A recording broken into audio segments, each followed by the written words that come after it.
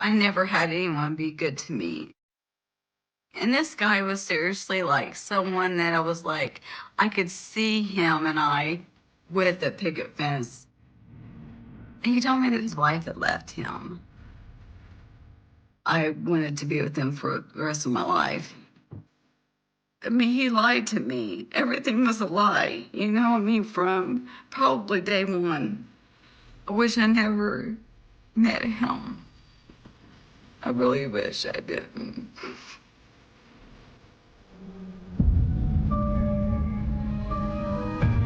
There was a blood curdling scream like you've never heard before. When I walked in, my mom was holding my baby, and she was crying hysterically. It's like, my baby is gone. My baby is gone. And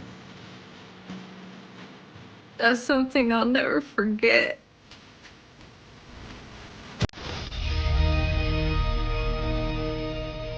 Just the horrible things he did to her. When you hear that and you just, that she was alone and being brutalized, I wish there were things I could say to her that I won't get that chance to now. I saw him die, and it gave me no great pleasure, but it ended it for me. It made me feel like what I did for Trisha Stemple was the best I could do. But I spent 30 years sitting across from some of the most evil people ever. There's a special place in hell for this guy.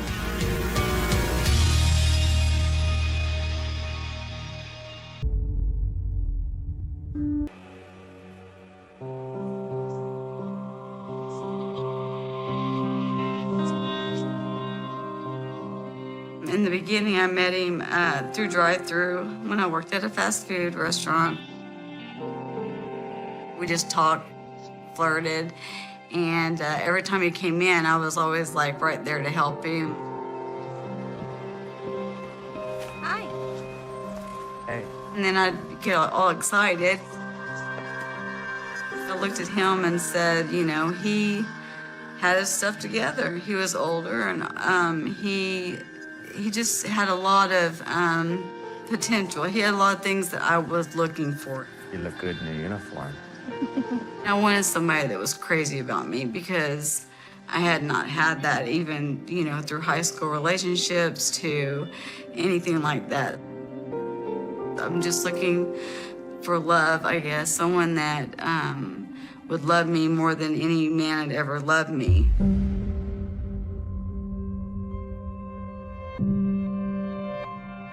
I never had anyone be good to me. And this guy was seriously like someone that I was like, I could see him and I with the picket fence, the nice home, nice cars, a dog, and of course kids, because I definitely wanted, you know, to have a child with him, just to live a normal life. Being young, I guess, I was just thinking that we were going to get married or something like that, you know.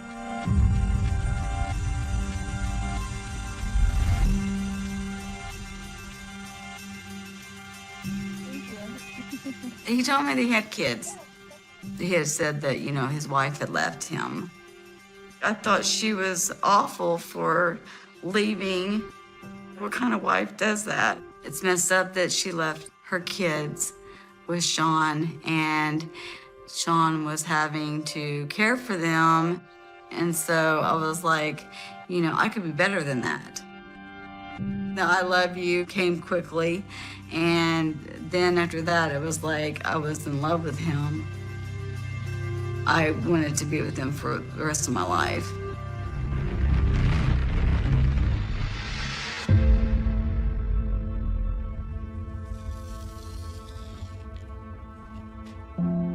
This is Trisha holding my oldest daughter, Nadia. was the last picture I took of her. And it was all because she was giving her first birthday party. Because she was an amazing sister like that.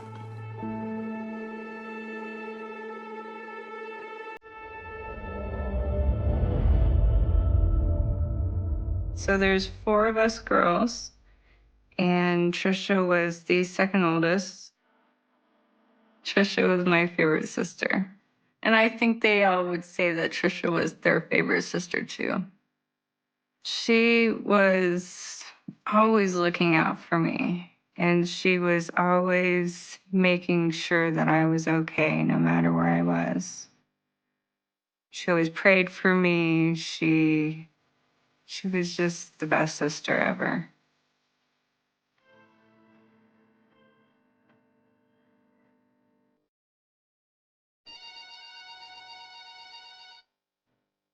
My mom had gotten a phone call that Trisha had gone missing and that we should be praying that she would be returned safely.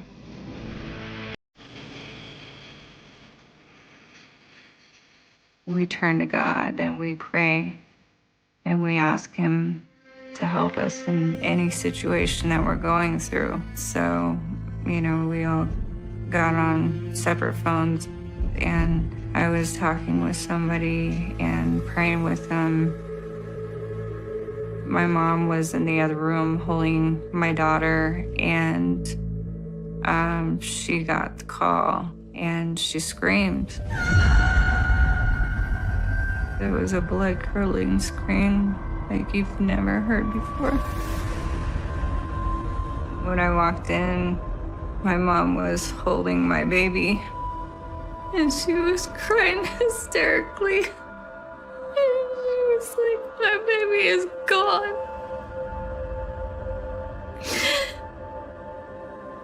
My baby is gone. And that's something I'll never forget.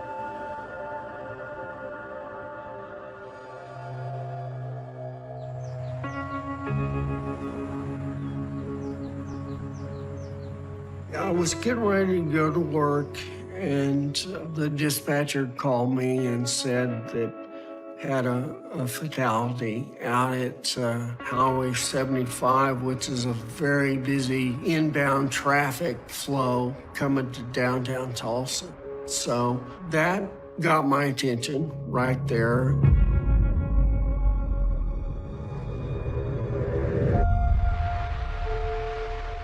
I didn't know what happened to Trisha Stemple. I mean, she's laying on the side of the road. Maybe a truck hit her. Maybe it was a drunk driver. Well, initially, the uniformed officers were directed to her car sitting on the side of the road. Had a flat, I believe, driver's side front tire. So that opens up possibilities there. Maybe this was an auto pedestrian wreck or something of that nature. So we just had to cover all the bases.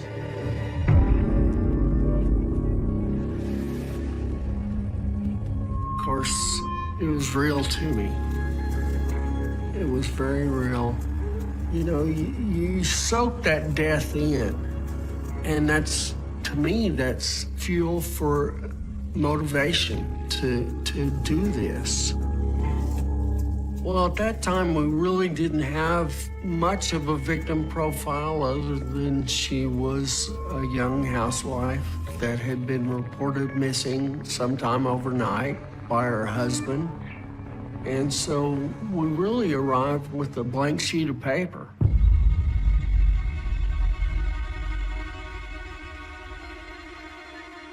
Sean was pulled up on the road, and I knew that he had to be handled with kid gloves because he was the guy that would have all the answers. Sean laid out a very simple story. that she had gone out to go to the pharmacy to get some medicine, wasn't feeling well. It was 2 or 3 in the morning. She didn't come back. He reports her missing.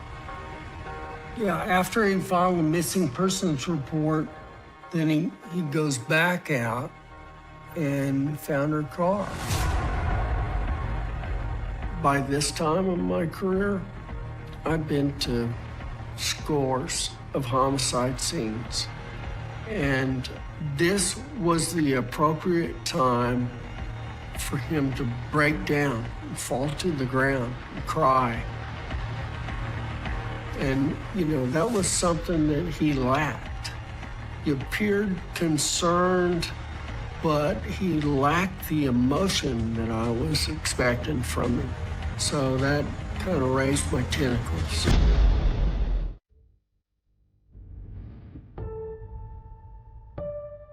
I think Trisha was 16 or 17 when they met.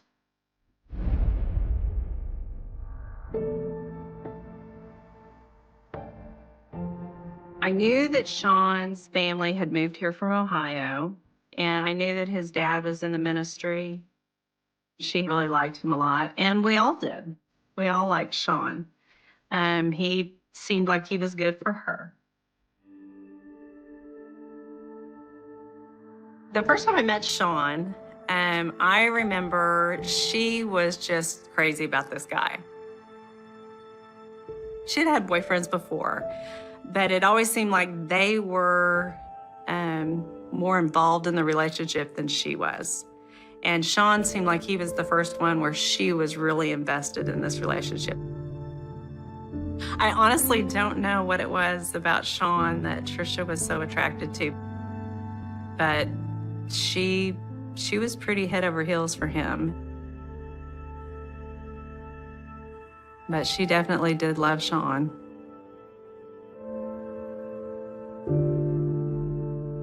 Trisha did get pregnant. And so I know she had gone to my parents and told them, and then said that she wanted to get married. Her and Sean both wanted to go ahead and get married and raise a family. Their marriage always seemed steady. They seemed to be pretty good, at least in the beginning.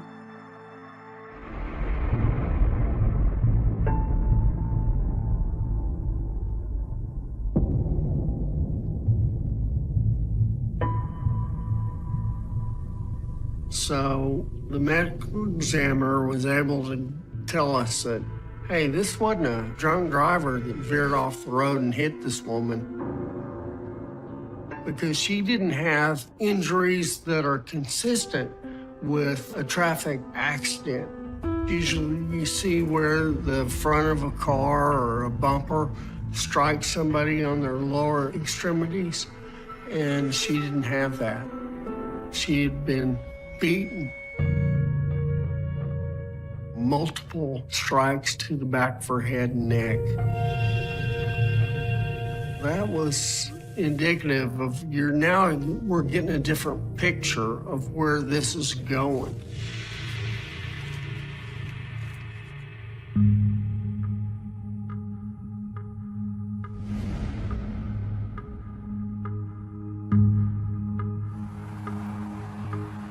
We expanded the crime scene search to find out what pieces of evidence might be relevant. It was like any side of the road. There were discarded trash items, maybe a beer can here and there, or a cigarette butt that you don't know what that means or doesn't mean. But we did find a weapon. We found a baseball bat with this plastic covering on it.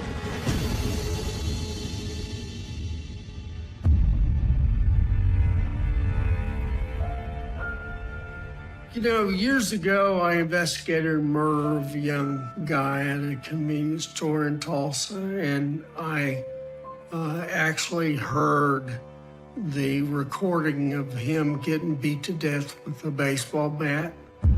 And that stuck with me about Trisha because the minute I heard that she had so many strikes with the baseball bat, it just stayed with me all these years because I know what it sounds like to be killed by a baseball bat. I know that because I heard it before.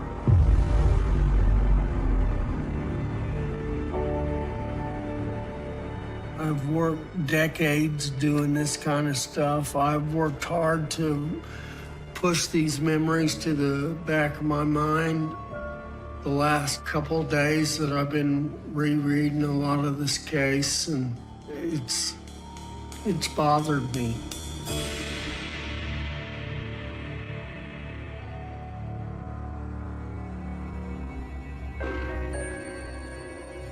What we were told was that it was a hit and run accident.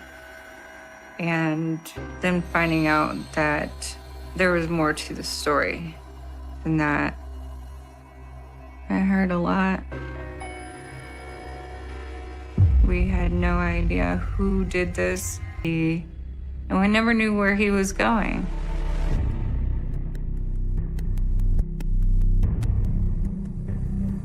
My parents pulled me aside and let me know that they were looking at Sean as a suspect. And my heart dropped at that moment because I didn't want them to arrest him because I didn't want it to be him. You know, I still saw him as the fun-loving brother-in-law at that moment.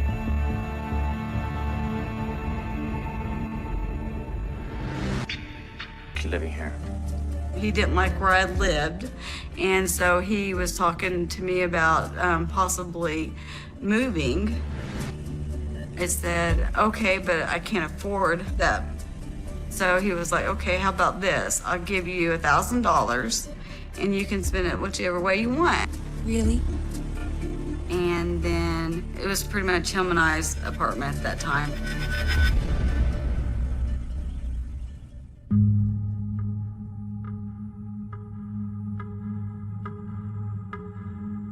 He was there all the time. I'd come home from work. Sean? He would have literally so many candles in the house. He would have a bath waiting for me with a whole bunch of candles around it too, like a bubble bath. And he would just sit there and talk to me and like wash my back. Just a good guy. I mean, that's what I saw.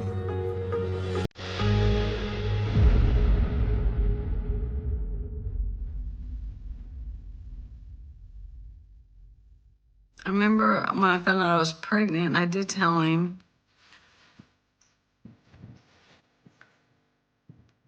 He said that we would have a child after they got a divorce, that, and, you know, he wanted to get a divorce first.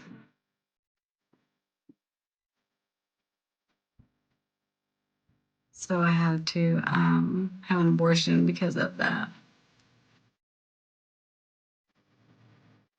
And he said it'll be okay because we'll have a child together. So I just lived with that, you know, that we would have a baby. Because he was everything I wanted. I wanted him as my child's dad. I just thought that he was going to divorce her like he said he was going to. And I was just waiting and waiting patiently.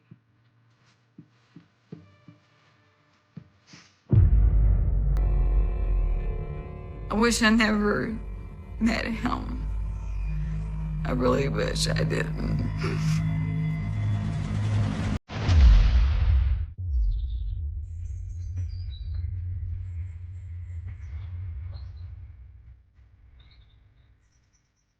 Oh, I thought they had the wrong person.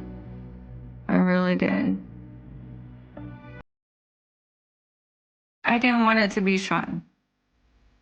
Not once did I want it to be Sean. None of us did. And that was something very hard to live with.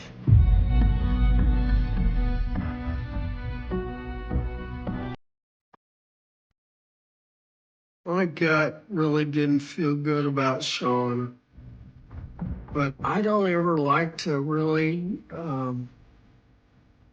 totally trust my gut feelings because you'll always be surprised.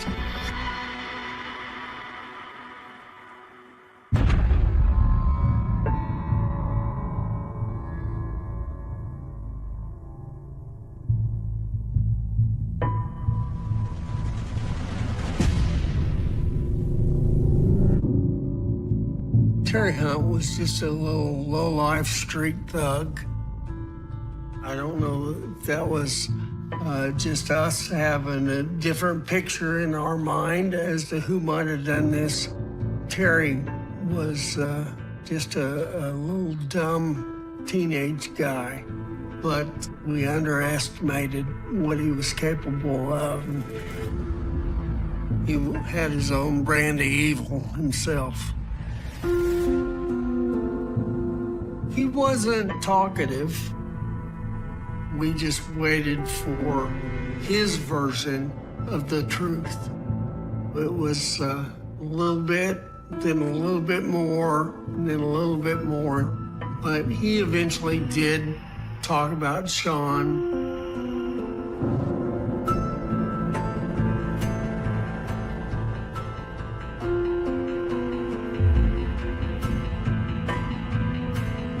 Terry tells us Sean had offered him somewhere between $25,000 and $50,000 if he would help kill Sean's wife. But they had been plotting this for a couple weeks. They had actually gone to that stretch of road out on Highway 75 on October 10th, I believe it was. And Sean was supposed to bring his wife out there, and they were going to attack her and kill her. Sean drove up at that date and said his wife was sick. It wasn't going to happen that night. And so it got put off till October 24th. So they all had 14 days to not go through with this plan, or 14 days to alert the police that, hey, this dude wants me to kill his wife. They didn't. And so October 24th, they were hiding in the bushes, the tall grass on the side of the road.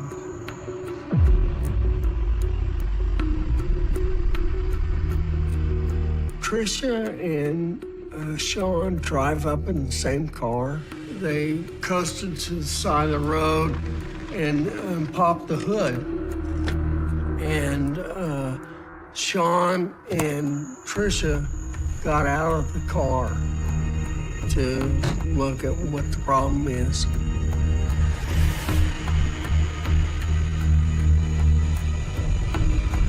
And at that time, Terry Hunt came out of the tall grass.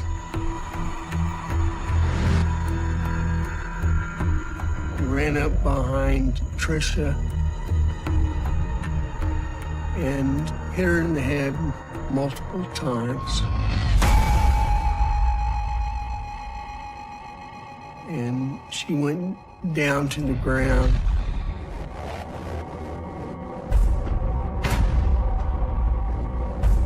I believe at that time, Sean came over, and Tricia is not unconscious like maybe they expected her to be. And then Sean beat her several times with the baseball bat himself. She crawled away a little bit, and she's up on her elbows. And Sean bends down and tells her it's gonna be okay, the ambulance is on the way. And then he strikes her several more times. And her husband, did his best at finishing her off and telling her, it's okay, honey, the ambulance is on its way. Bang, bang, bang.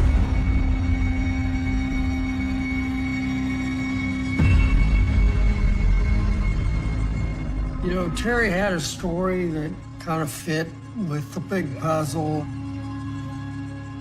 And, we're working this thing, trying to figure out where Sean, how he intersects with Terry and what Terry knows about Sean.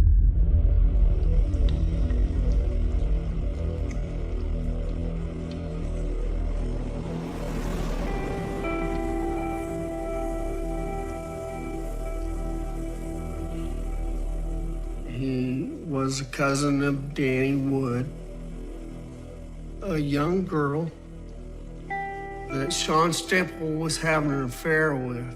She worked at a nearby fast food restaurant, and Sean would go visit her at work on her breaks and whatever, and they had this kind of crazy affair.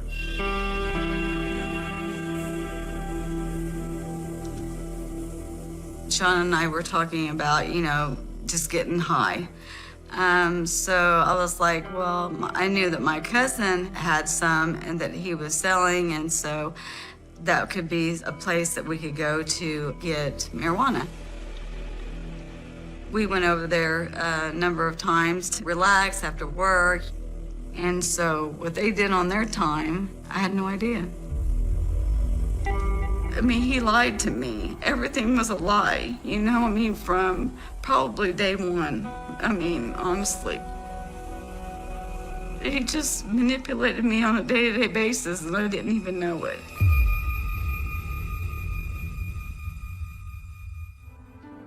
I remember learning that they weren't making house payments, they weren't making car payments, and then you find out but they were making the life insurance payments because that was up to date. And apparently that was what was important to him. And he would get just under $1 million to then live his life. It's like we were learning about a whole new person that we didn't know. This was not the same Sean that I remember.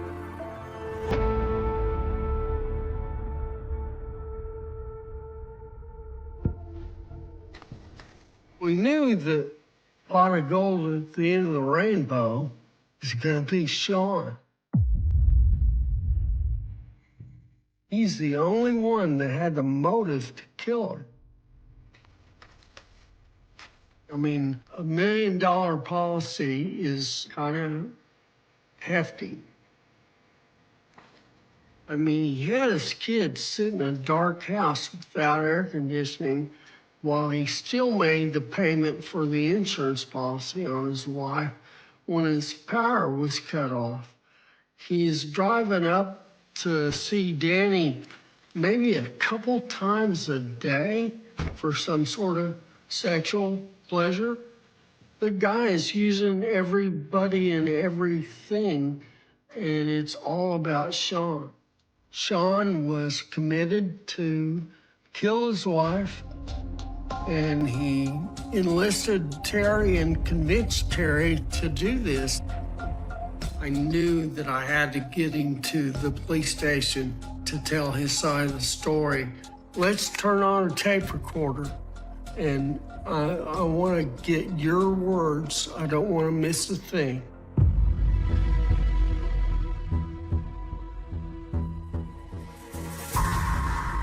So from Sean's standpoint, I'm going, oh my God, I'm dead.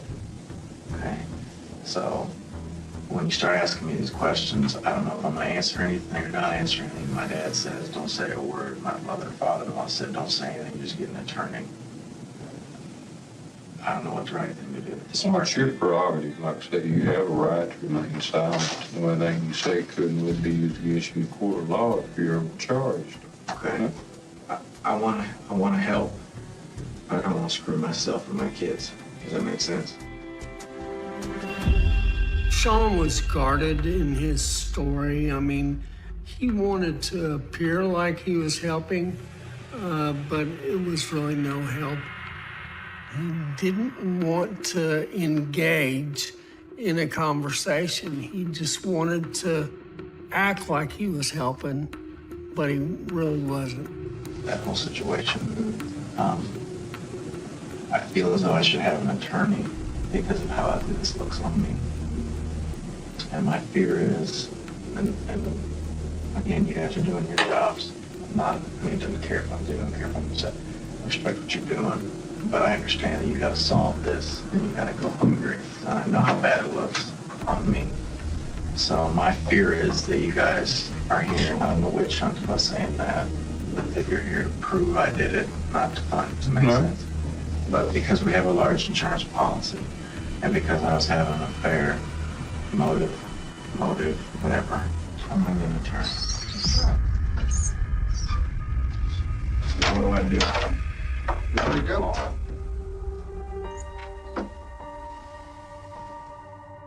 You know, he made a comment early on that he didn't want to screw himself.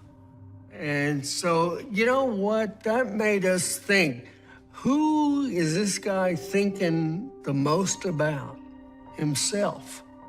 He is sorry that he got caught. He's not sorry that his wife is dead. I have sat in the room with guys that have killed their wives. They may not be sorry their wife's dead, but they are sorry that their life is gonna change too.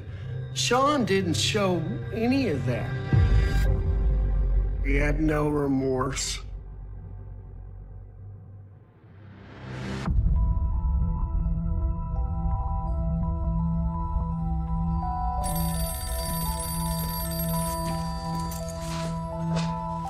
Hello.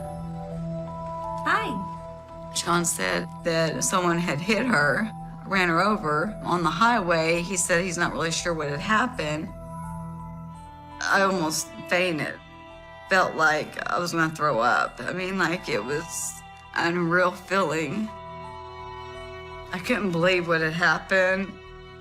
One of the things that I thought was, you know, those poor babies, those poor kids, them losing their mom, and then being young and wanting kids and stuff. Like my feeling was, I mean, so what, I'm a stepmom now? I mean, like it was an unreal feeling. I was a zombie.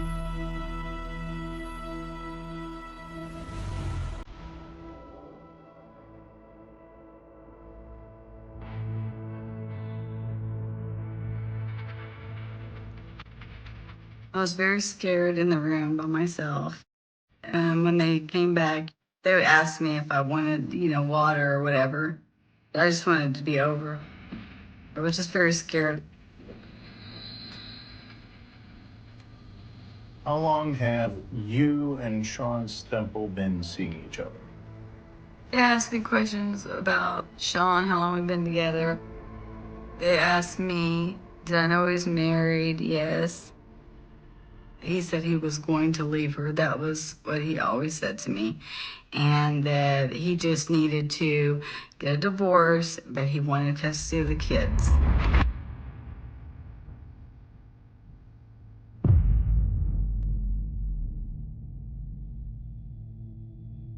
He lied to me and he told me things that, you know, trying to manipulate me to be with him.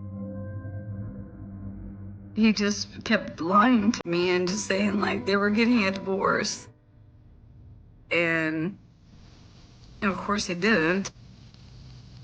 I can't believe that You know, someone can lie to you so much.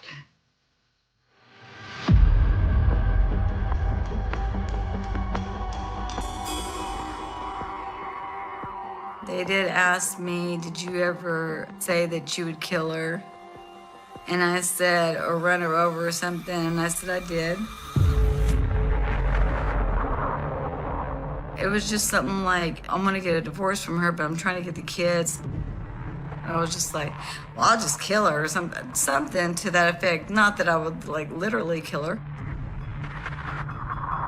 And then he was like, you know, just, it was nothing. Because I didn't think anything of it at that point. People say it all the time. God, I want to kill that person. People can't say it in front of me. I correct them. I was like, don't ever say that because you don't know if somebody died today, that you're not going to be in the same situation I was in. Innocent people go to prison all the time. And I didn't want to be that innocent person.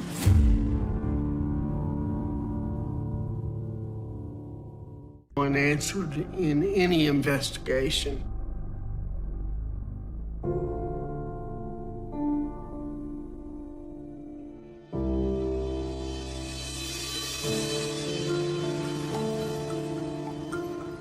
The trial was tenuous. And, you know, hitting her on the head and telling her, the police are coming, I've called the police. When you hear that, and you just, that she was alone and being brutalized, and I so wish you could have been there to have stopped it. I think for me, you almost go, I wish there were things I could say to her that I won't get that chance to now.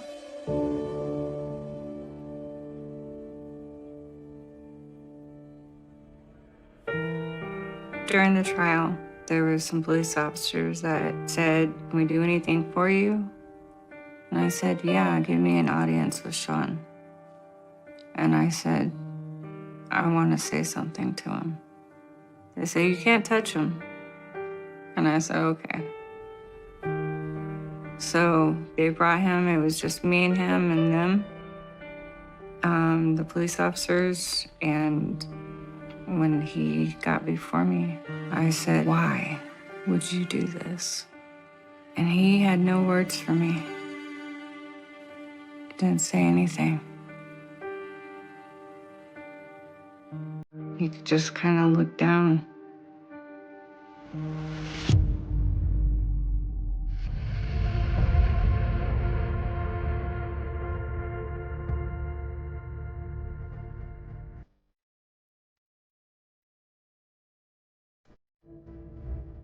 I remember when he was given the death penalty, there was a lot of confliction. Am I going to go? When it came down to it, I did decide to attend, and I did that not out of a morbid sense or anything, but just that I wanted Trisha to be remembered. So many times at executions, it's all focused on the one getting executed, and the victim tends to get forgotten and left out. And so they tend to focus on him. And I just wanted to be a presence there, to know she was dearly loved and she was dearly missed. It's not something I would ever want to go through again.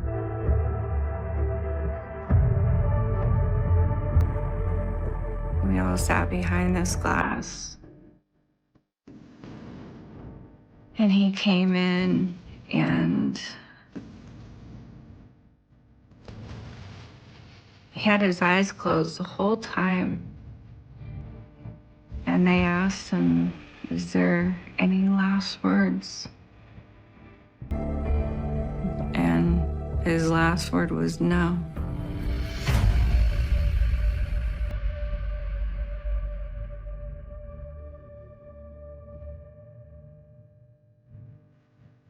have my good days and my bad days. I have moments where it's hard to get out of bed. I just want to cry. And it's still not easy. And it's something that I still live with every day.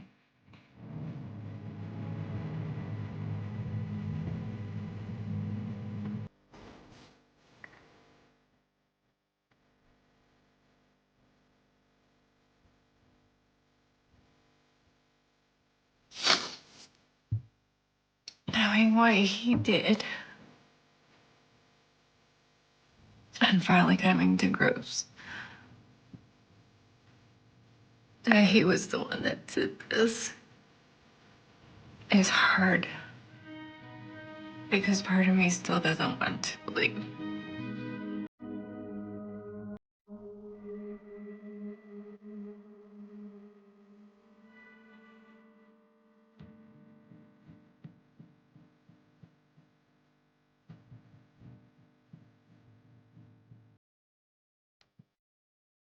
I went to see my cousin, Terry, in prison, and I couldn't stop crying, of course, but I said I need to close this chapter of my life. And I need to know what happened. They told me what happened to, they hit her and with the baseball bat. And then he said, but Danny, I couldn't do it no more. He was like, hitting her was so hard. And he said I couldn't do it. He said that just the feeling of the bat hitting her in the head, that he stopped. And he said, Sean, I can't do it. He said, you have to do it. You have to do it, because if you don't do it, then I'm gonna kill Danny. And so he did it.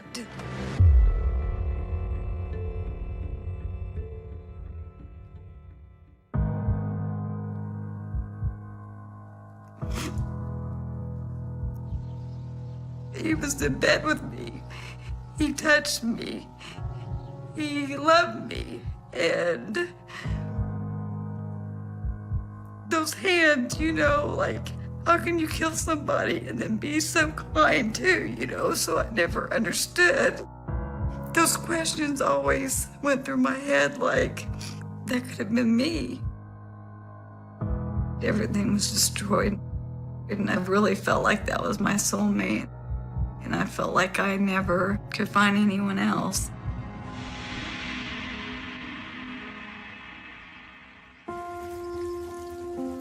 I was ready for this guy to get the death penalty. And I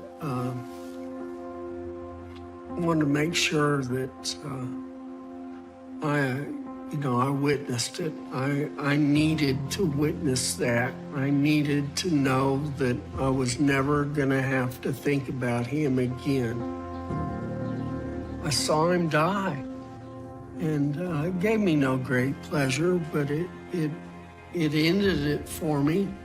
It made me feel like what I did for Tricia Stemple was the best I could do, and I'm not ashamed.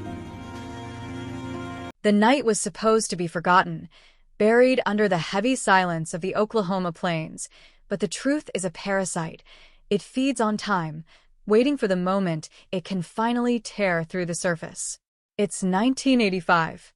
The air in the small, unsuspecting town is thick with the scent of dry grass, an impending storm, a night where shadows in the alleyway meant nothing more than a passing breeze. But for one young woman, that night became an eternal loop of darkness. She vanished, not into the wind, but into a void that swallowed her whole, leaving behind a community paralyzed by an unspoken terror that would fester for 40 years. This was supposed to be another cold case, another stack of yellowing files gathering dust in a basement archive, a tragedy filed under unsolved to keep the nightmares at bay. But the DNA evidence doesn't lie, and it doesn't sleep. It sat in a laboratory freezer, a microscopic time bomb waiting for the technology to catch up to the horror. Now, after 4 decades of phantom footsteps and ghost stories whispered at kitchen tables, the silence is shattered. The arrest that finally brought the town to its knees didn't just wake the ghosts. It dragged them into the blinding, unforgiving light of day. This is the story of a cold case that refused to stay cold, a narrative stitched together by the cold, hard science of justice, and a realization that hits harder than any fiction. The monster you fear is often the one you've been greeting at the local grocery store for 40 years. The scene was stark. A single leather glove found 3 miles from the point of last contact. A discarded cigarette butt crushed into the parched earth, containing a chemical signature that would take 4 decades to scream the killer's name. When the investigators arrived in 1985, they were walking into a vacuum of information. No witnesses, no motive, just the vast, indifferent expanse of the Oklahoma countryside that seemed to mock their lack of leads. The local police force, small and overwhelmed, treated the scene as if it were a puzzle with half the pieces missing. They looked at the neighbors, the boyfriends, the drifters. They looked at everyone except the man who lived behind the thin veil of normalcy. The victim, a bright spark in a quiet community, was erased with terrifying efficiency. It was a surgical strike of violence that left no splatter, no struggle, just an absence that echoed louder than a scream. The community didn't panic, they retreated. They locked their doors a little tighter, walked a little faster, and taught their children that some roads are not to be traveled after dark. They didn't know then that the predator wasn't a stranger passing through. He was an architect of fear who had built his life on the foundation of his own secret savagery. The investigation devolved into a masterclass of frustration. Every lead ended in a brick wall. Every witness interview was a dead end of faulty memories and distorted timelines. The detectives, men who had spent their lives chasing shadows, found themselves chasing an invisible specter. Months turned into years, and years curdled into decades. The case file, once the center of intense focus, became a relic. It was moved from desk to desk, from active investigation to the cold case cabinet, a purgatory for unsolved sins. But the evidence, that small, overlooked biological sample, remained. It was a silent witness that refused to be silenced, a biological blueprint of the man who thought he had outrun his own history. It waded through the evolution of forensic science, through the birth of codes, through the rise of genetic genealogy.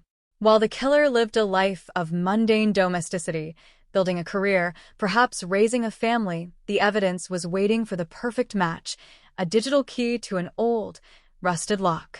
The audacity of his freedom was the most chilling aspect of all. He walked among the very people who mourned the woman he extinguished, never suspecting that the ghost he created was preparing to hunt him down. The breakthrough, when it finally arrived, was as clinical as it was chaotic. A modern lab, a refined process, and a single hit that echoed through the police department like a gunshot. It wasn't just a match, it was an undeniable, objective truth that rendered the last 40 years of denial completely obsolete. When the investigators saw the name attached to the genetic profile, the room went dead quiet. It wasn't a name anyone had anticipated.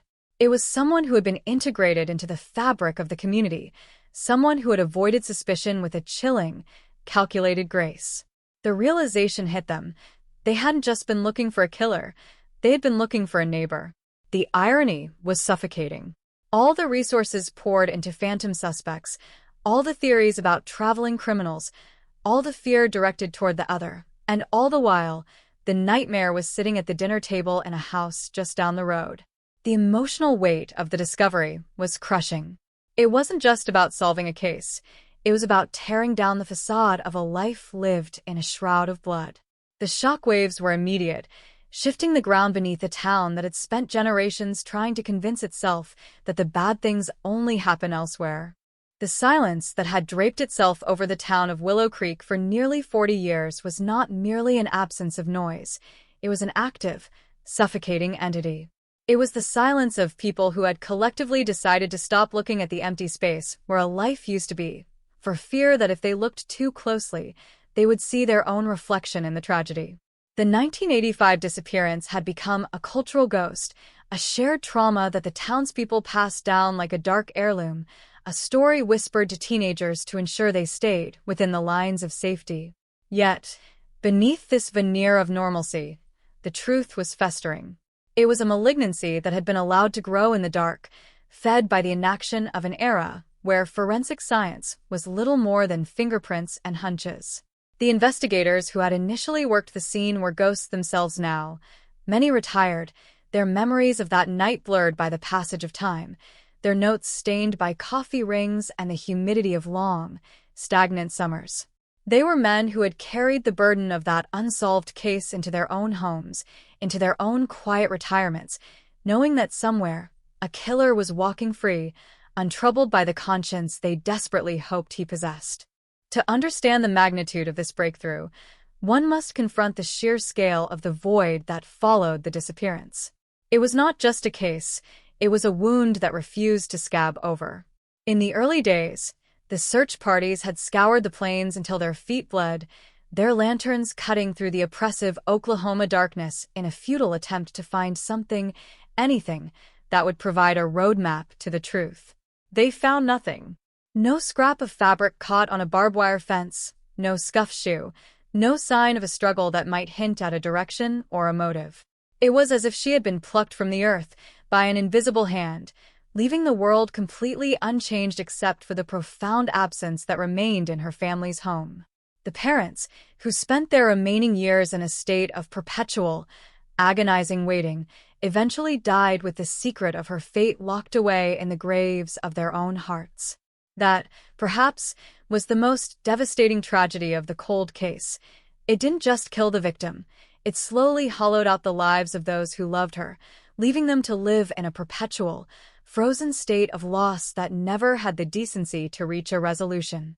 The shift in the investigation, when it finally arrived decades later, was not the result of a cinematic revelation or a deathbed confession. It was the slow, grinding machinery of modern forensic technology, a relentless pursuit of the microscopic.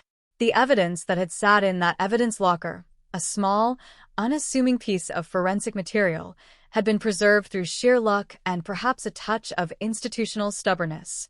It was a relic of a time when the preservation of evidence was more an art than a science, and yet it had survived the degradation of time, the changing of administrations, and the physical decay of the storage facility itself. When the decision was finally made to re-examine the file under the cold, unblinking eye of 21st-century genomic sequencing, no one truly expected the answer they got. They expected another dead end, another reinforcement of the idea that some monsters are simply destined to remain shadows. Instead, the data screamed. It provided a genetic profile so precise, so undeniably linked to the individual, that it rendered decades of legal uncertainty irrelevant in the span of a single afternoon. The moment that profile hit the system, the past didn't just return, it erupted. The detectives assigned to the case, men and women who had grown up hearing the rumors of the Oklahoma ghost, were suddenly thrust into a reality where the phantom had a name, a home address, and a social security number.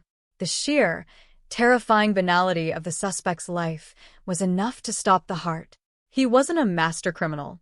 He wasn't a mastermind hiding in an international fortress. He was a creature of habit, a man who had successfully integrated himself into the very community he had shattered. He was a father, a grandfather, perhaps even a volunteer, a man who had spent 40 years shaking hands with the neighbors of his victim, never once flinching, never once giving away the secret he carried behind his eyes. The cognitive dissonance was overwhelming for the team assigned to the case. They had to reconcile the man in the mugshot with the memory of the person they knew, the face they recognized from the grocery store aisle. It was a reminder that evil does not always wear a mask of malice. Sometimes, it wears the face of the man next door. The process of narrowing down the suspect was a grueling, clinical exercise in tension. The investigators worked in a state of high alert, knowing that at any moment, the suspect might realize the net was closing in. They operated like surgeons, cutting away the extraneous details to focus on the core of the proof. Every interview, every public record search, Every scrap of background information was analyzed with a fervor born of 40 years of hunger for justice. They weren't just building a case, they were dismantling a life. They traced his movements, not just in the present, but as far back as they could verify, looking for the cracks in his narrative. They found them, not in grand admissions, but in the small, inconsistent details, the jobs he held for too short a time, the unexplained gaps in his history, the way his stories about his past changed just enough to be suspicious. He had lived his life in a carefully constructed bubble of normalcy, unaware that the bubble was held together by the very fragility of the systems he believed he had outsmarted. The community, meanwhile, remained largely oblivious, going about their lives under the shadow of a secret that was about to be dragged into the light. This was the true horror of the cold case, the normalcy of the surroundings.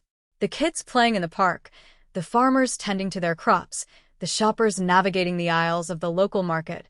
They were all living in a world that had been irrevocably altered by a crime they had largely forgotten, or at least pushed to the back of their minds. The suspect was part of this ecosystem, a silent participant in the daily rhythm of the town. To think that he was walking the same streets, breathing the same air, perhaps even attending the same public events, created a sense of visceral discomfort that was hard to put into words. It was a violation of the social contract that was deeper and more profound than the crime itself. It meant that the safety they thought they had built was an illusion, a fragile construct that could be shattered at any moment by someone they thought they knew. As the investigators prepared for the arrest, the tension in the precinct became palpable. It was a suffocating pressure, a feeling of being on the precipice of a seismic shift. Every member of the team knew that once they made their move, there was no going back. The investigation would become public, the secrets would be laid bare, and the community would be forced to confront the reality of what had been hidden in their midst. They spent days going over the tactical plan, anticipating every possible reaction, every potential complication. They were not just arresting a man, they were arresting a ghost, a symbol of 40 years of failure that was finally being rectified. They were operating with a level of precision that made the clumsy efforts of the 1980s look like child's play. They were the new guard, the ones who had been trained to look where their predecessors had been blinded, and they were ready to put an end to the ghost stories once and for all. The night before the arrest was the longest night in the history of the department. The air was thick with the weight of expectation. No one slept. They paced the halls, checked their equipment for the 10th time, and stared at the surveillance photos of the suspect, trying to find the monster behind the mundane expression. They saw him in his kitchen, talking on the phone, watching television, doing the things that define a human life.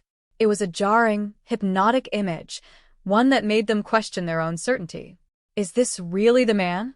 How could he do something so horrific and then spend 4 decades eating breakfast, paying taxes, and living a life of quiet anonymity? The answer, as they knew, was not in the psychology of the man, but in the nature of the crime. He had successfully compartmentalized his past, buried it so deep that he probably even believed his own lies.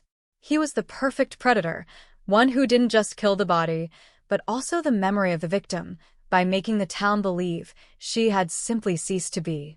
The morning of the arrest arrived with a crisp, indifferent clarity.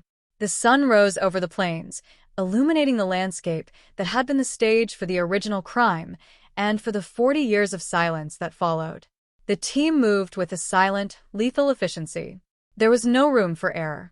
This was the culmination of everything they had worked for, the final act in a drama that had been playing out for longer than some of them had been alive. They moved through the quiet streets, the houses still asleep, the world unaware that the narrative of their town was about to be rewritten. The suspect's house was modest, unassuming, the kind of place where a person could hide in plain sight for a lifetime. The detectives circled the property, their movements fluid, their eyes locked on the perimeter. They were ready for anything, from a violent confrontation to a quiet surrender, but they were not prepared for the sheer ordinariness of the moment. They were there to bring justice, not just to the victim, but to the memory of everyone who had been denied the truth for so long. When they finally made contact, the suspect's reaction was not one of shock, but of a hollow, defeated recognition. It was as if he had been expecting this moment, as if he had been living in a state of suspended animation, waiting for the day the past would finally catch up to him. He didn't fight. He didn't try to run. He simply watched, his eyes reflecting the confusion and the fear of a man who realized that his long, successful charade had finally come to an end.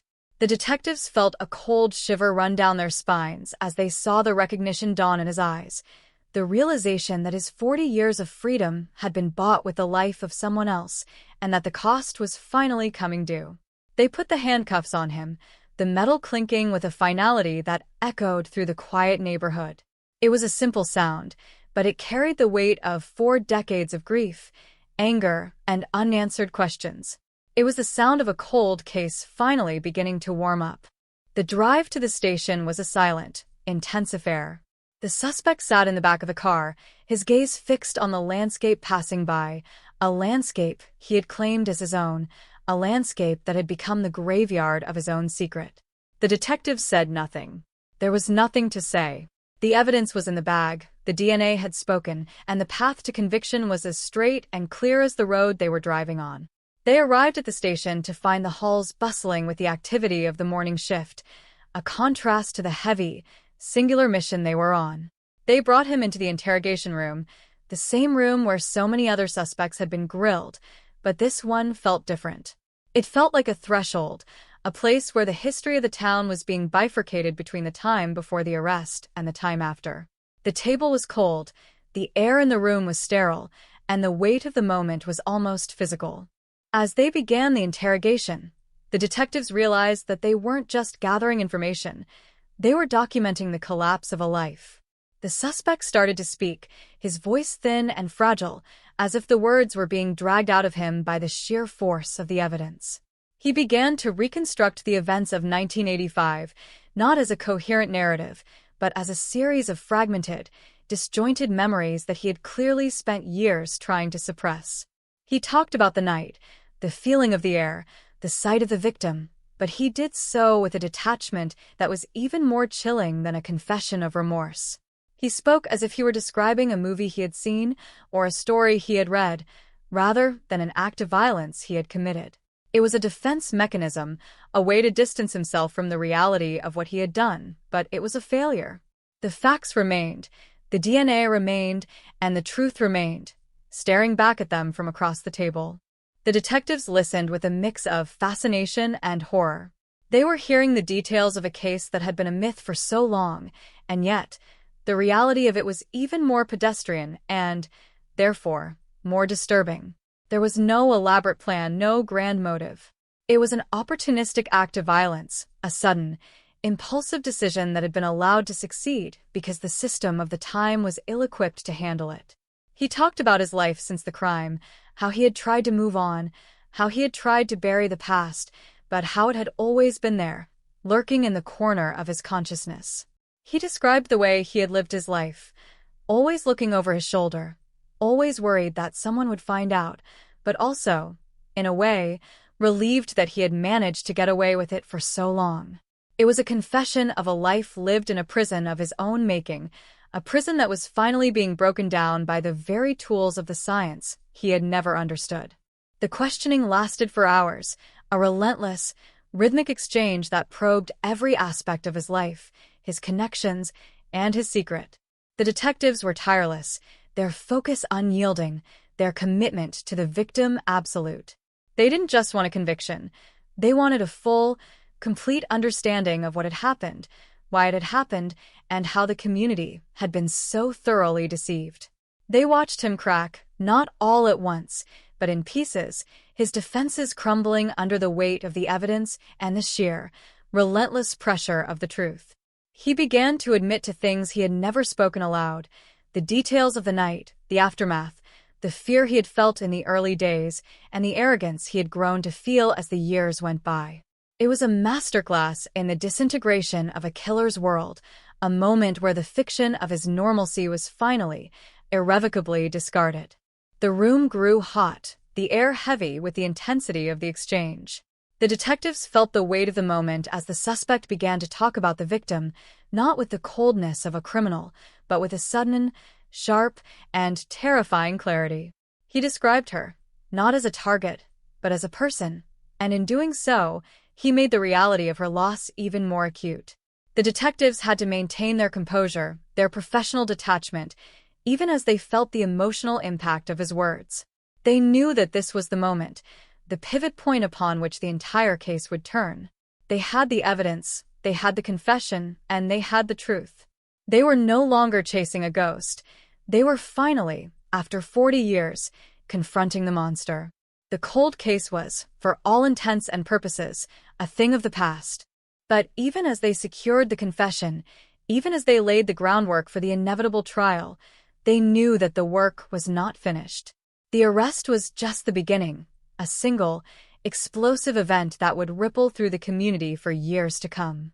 They knew that the trial would be a circus, a media event that would bring the past back to the surface and force the town to reckon with its own history.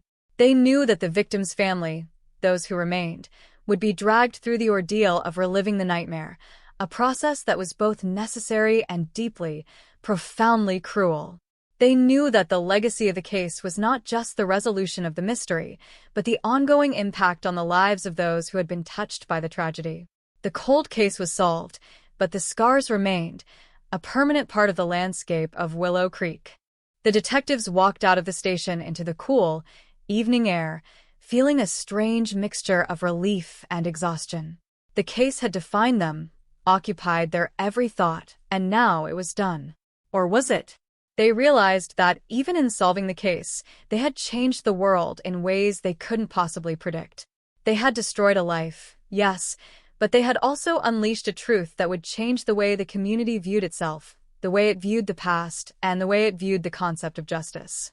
They had closed the file, but they had also opened a door to a new reality, one where the ghosts of the past were no longer hidden in the shadows, but were a part of the present. They stood for a moment, breathing in the air, the silence of the night replaced by the hum of the world, and they knew that they would never be the same. The cold case was over, but the story was just beginning. As the news of the arrest began to filter out, the town of Willow Creek was plunged into a state of shock that was as profound as it was unexpected. The news spread like a wildfire, through social media, through text messages, through the grapevine that connected the residents. The name of the suspect, a man they had all known, a man they had all interacted with, was suddenly everywhere. It was a name that had been a part of their lives for years, and now it was a name that would be forever associated with the horror of 1985. The reaction was a mixture of disbelief, anger, and a deep, unsettling fear. How could this have happened? How could we have missed it? How could he have lived among us for so long without anyone knowing? These were the questions that filled the air, that dominated the conversations at the dinner table, and that kept the residents awake at night. The community had been forced to confront the reality of their own blindness, their own complacency, and their own vulnerability. They had lived in a world where they thought they knew everyone, where they thought they were safe, and they had been proven wrong. The arrest was a wake-up call, a reminder that the world was a much more complex and dangerous place than they had ever dared to believe. It was a lesson in the fragility of their own existence, in the hidden depths of the human psyche, and in the persistent, haunting power of the past. The cold case had been a shadow, but now that it was in the light, the darkness it cast was even longer and deeper than they had ever imagined. The arrest had brought justice, but it had also brought a new, even more profound, sense of insecurity. The trial, when it finally arrived, was a spectacle of legal and emotional intensity. The courtroom was filled with reporters, with family members, and with members of the community who had come to see the justice they had waited so long for. The proceedings were a testament to the power of modern forensics, a showcase of the science that had made the arrest possible. The evidence was presented with a chilling precision: the DNA match, the circumstantial proof, the confession, every piece of the puzzle falling into place with a sickening, undeniable logic. The jury sat in a state of rapt, horrified attention, watching the evidence unfold, their faces a mirror of the community's own shock and disbelief. The trial was a slow, deliberate dissection of the crime, a public record of the horror that had been hidden for so long. The suspect, for his part, remained a figure of chilling, detached calm. He watched the proceedings with a sort of intellectual curiosity, as if he were an observer rather than a participant in the event. It was a demeanor that only served to increase the sense of repulsion that the courtroom felt. He seemed to have disconnected himself entirely from the reality of his own actions, as if he were watching the story of someone else's life. It was a defense that was both a blessing and a curse. It protected him from the full weight of the emotional impact of what he had done, but it also confirmed the monstrous nature of his psyche. He was a man who had successfully lived in a state of denial for 40 years, and even as the end approached, he seemed determined to keep his worldview intact. The verdict was a foregone conclusion. The evidence was simply too strong, the DNA too definitive. When the foreman stood to deliver the guilty verdict, the courtroom erupted in a mixture of relief, anger, and grief. It was a release of 40 years of tension, a catharsis that had been building since the night of the disappearance. The suspect, however, remained unmoved. He looked at the jury, at the judge, and then at the back of the courtroom, his eyes empty of any sign of remorse or recognition. The sentence was handed down, a final, definitive conclusion to a case that had haunted the community for generations. He would spend the rest of his life in prison, a fate that, while just, seemed somehow inadequate to the magnitude of the crime. The aftermath of the trial was a period of reflection and reconciliation for the community. The town was left to grapple with the legacy of the case, to integrate the truth into their own history, and to find a way to move forward. The victim's family, though they had found closure, were left with the reality of their loss, a void that no amount of justice could ever truly fill. The detectives, those who had worked so hard to solve the case, were left with the knowledge that they had done their part, that they had brought the truth to light, and that they had, in their own way, honored the memory of the victim. The town of Willow Creek would never be the same, and that, perhaps, was the most significant result of the entire ordeal. The cold case was gone, but the ghost was still there, a permanent, haunting reminder of the fragility of truth, the power of time, and the enduring, relentless nature of justice. The story of the 1985 Oklahoma cold case was a testament to the fact that even in a world of uncertainty, truth has a way of asserting itself. It is a slow, grinding, and often painful process, but it is one that cannot be stopped. The DNA evidence was the key, but it was the dedication of the investigators, the persistence of the system, and the resilience of the community that had truly brought the case to its conclusion. It was a reminder that we are all responsible for the stories we tell, the truths we ignore, and the shadows we allow to grow. The cold case had been a part of the town's identity, but it was also a burden, a weight that had limited their capacity to look forward, to see the world as it was, and to understand the complexity of their own lives. The final word, however, belonged to the victim. She had been the one who had suffered the most, the one who had been denied her life, her dreams, and her future. Through the resolution of the case, she had been restored, not as a victim, but as a person, a life that had meaning, a person whose story was now a part of the history of the town. She was no longer just a cold case. She was a reminder of the value of every life, the importance of truth, and the enduring power of memory. Her story, finally told, was the true legacy of the case, a beacon that had guided the investigators, inspired the detectives, and ultimately brought justice to a town that had been living in the shadows for far too long. The silence of Willow Creek had finally been broken, replaced by the honest, difficult, and necessary noise of truth. It was a sound that was not always easy to hear, but it was a sound that was essential for the survival and the integrity of the community. The cold case was no longer a mystery. It was a memory, a part of the past that had been fully integrated into the present. And as the town moved forward, they did so with the knowledge that they were no longer living in the dark, that they were no longer bound by the secrets of the past, and that they were finally, truly, in control of their own future. The 1985 Oklahoma cold case was solved, and with it, a piece of the world had finally been set right. The echoes of the verdict still hummed against the courtroom walls, a low-frequency vibration that seemed to penetrate the very foundation of the building. But outside, the reality of the aftermath was far colder. The arrest hadn't simply closed a file, It had fundamentally destabilized the social architecture of Willow Creek. For decades, the town had been anchored by a shared, unspoken narrative, a story of a young woman who vanished into thin air, leaving behind a vacuum that allowed the townsfolk to imagine a predator lurking in the dark, distant corners of the world. Now that narrative was in ruins. The predator wasn't a traveler, a drifter, or a shadowy figure from the highways. He was the man who had coached the local youth baseball team, the man who had served on the church board, the man who had been the face of neighborly reliability. The destruction of this myth caused a localized psychological fracture. People looked at their neighbors with a newfound, terrifying scrutiny. The simple act of a polite nod on the street now felt fraught with potential deception. Every friendly gesture was being reevaluated through the lens of a 40-year-old betrayal. The investigators, now burdened with the victory of their closure, found that the end of the case was merely the beginning of an interrogation of the town's own history. They returned to the evidence room, not to store files away, but to re-examine the periphery of the 1985 investigation, the secondary witnesses, the overlooked tips, the people who had claimed they saw something but were never taken seriously because the investigation had been so singular, so focused on the wrong path. They discovered a network of small, ignored truths that, when connected, formed a map of the killer's slow, deliberate grooming of the community. He hadn't just committed a crime. He had insulated himself against discovery by becoming indispensable.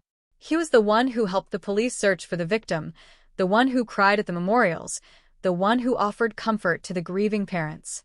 This level of manipulation was not just criminal, it was a sociopathic performance art that had lasted for 4 decades. The psychological toll on the detectives who cracked the code was immense.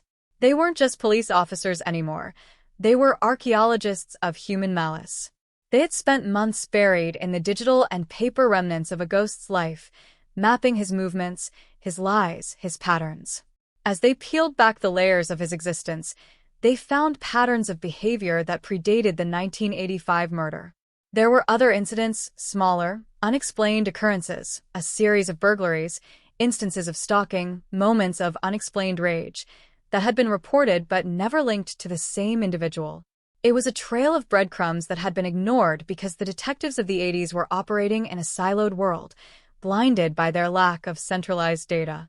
The current team realized that this man had been testing the boundaries of the town's tolerance for years, honing his skills until the night he decided to take everything. The media storm, which had initially felt like a wave of justice, slowly began to turn into a circus. Reporters from across the country descended on Oklahoma, turning the tragedy of a family into a commodified entertainment product. They wanted the why, but there was no why that would satisfy the public hunger for narrative coherence. They wanted a grand, dark explanation, a ritualistic element, a complex motive, but the reality was terrifyingly simple. It was an impulsive act of darkness that was allowed to persist because the system had been too fractured to see the pattern. The sensationalism only deepened the community's trauma. The victim's family, who had fought for decades for this resolution, found themselves being poked and prodded by people who had no understanding of the quiet, agonizing years of waiting. The closure they sought was being crowded out by the noise of public scrutiny. As the weeks passed, the town began to divide. There were those who wanted to move on, to bury the memory of the case along with the trial, and those who felt that the revelation of the killer's true nature demanded a deeper, more systemic reckoning. The church, the school board, the local government, all were forced to examine their own roles in the killer's long, uninhibited life among them. How had he escaped suspicion for so long? What were the cultural blind spots that allowed such a man to thrive in their midst? These questions were not easily answered, and they created a friction that manifested in town hall meetings that devolved into shouting matches. The peace of the plains had been permanently punctured. The innocence of the small-town ideal had been exposed as a dangerous, blind trust that was fundamentally incompatible with the reality of the predator next door. The investigators, meanwhile, moved into the second phase of their work, the comprehensive audit of the 1985 cold case. They wanted to know why the initial leads failed. They interviewed the original detectives, many of whom were now elderly, living with the weight of the unsolved mystery on their consciences.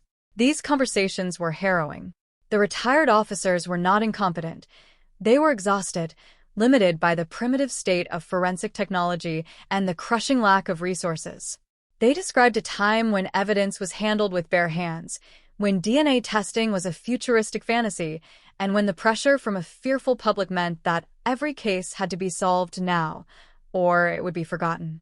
They had been trying to build a cathedral with sticks and mud, and when it collapsed, they were the ones who carried the rubble for the rest of their lives. This historical audit revealed something even more disturbing. The killer hadn't just been lucky. He had been actively interfering. There were documents in the original files that suggested the killer had been providing leads to the police. Leads that were designed to point them toward innocent suspects, toward people who had no connection to the victim but were socially marginalized and therefore easy targets.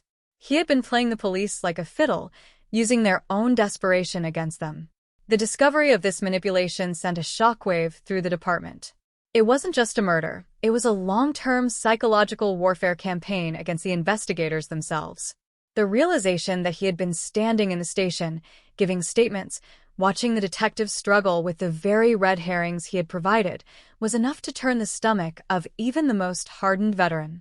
The forensic team, led by a brilliant, meticulous genetic genealogist, began to map the killer's lineage, looking for other victims. This was the dark, unstated fear that kept everyone awake at night. What if the 1985 case was only the beginning? What if the trail of the ghost extended beyond the borders of Oklahoma? They began to query the national databases, cross-referencing his DNA with unsolved cases across the Midwest. Every time a hit came back negative, there was a collective sigh of relief, followed immediately by the cold, nagging doubt. Are we looking in the right places?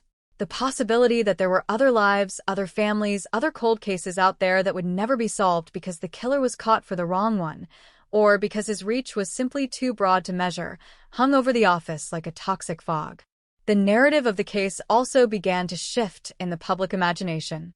It stopped being a story about a cold case solved and started becoming a story about the absolute failure of the social contract. The media began to focus on the banality of evil, interviewing neighbors who had shared beers with the killer, coworkers who had trusted him with sensitive projects, and friends who had relied on him during their own times of need. Their accounts were unified by a singular, jarring theme. He was the most normal person they knew. This, more than the evidence, more than the trial, was the detail that terrified the public. If a monster could hide in the guise of a neighbor for 40 years, then the entire concept of knowing someone was effectively dead. The town of Willow Creek, once defined by its tight-knit sense of community, was now defined by its isolation. People stopped talking to each other. They became wary, suspicious, and hypervigilant. The social glue that had held them together for a century was dissolving. The investigators, witnessing this collapse, realized that their success had come at a cost they hadn't anticipated. They had brought justice, but they had also destroyed the peace. They had provided the truth, but they had taken away the comfort of the lie. They were faced with the uncomfortable reality that sometimes the truth does not set people free. Sometimes it binds them in a new, more profound, and more permanent kind of misery.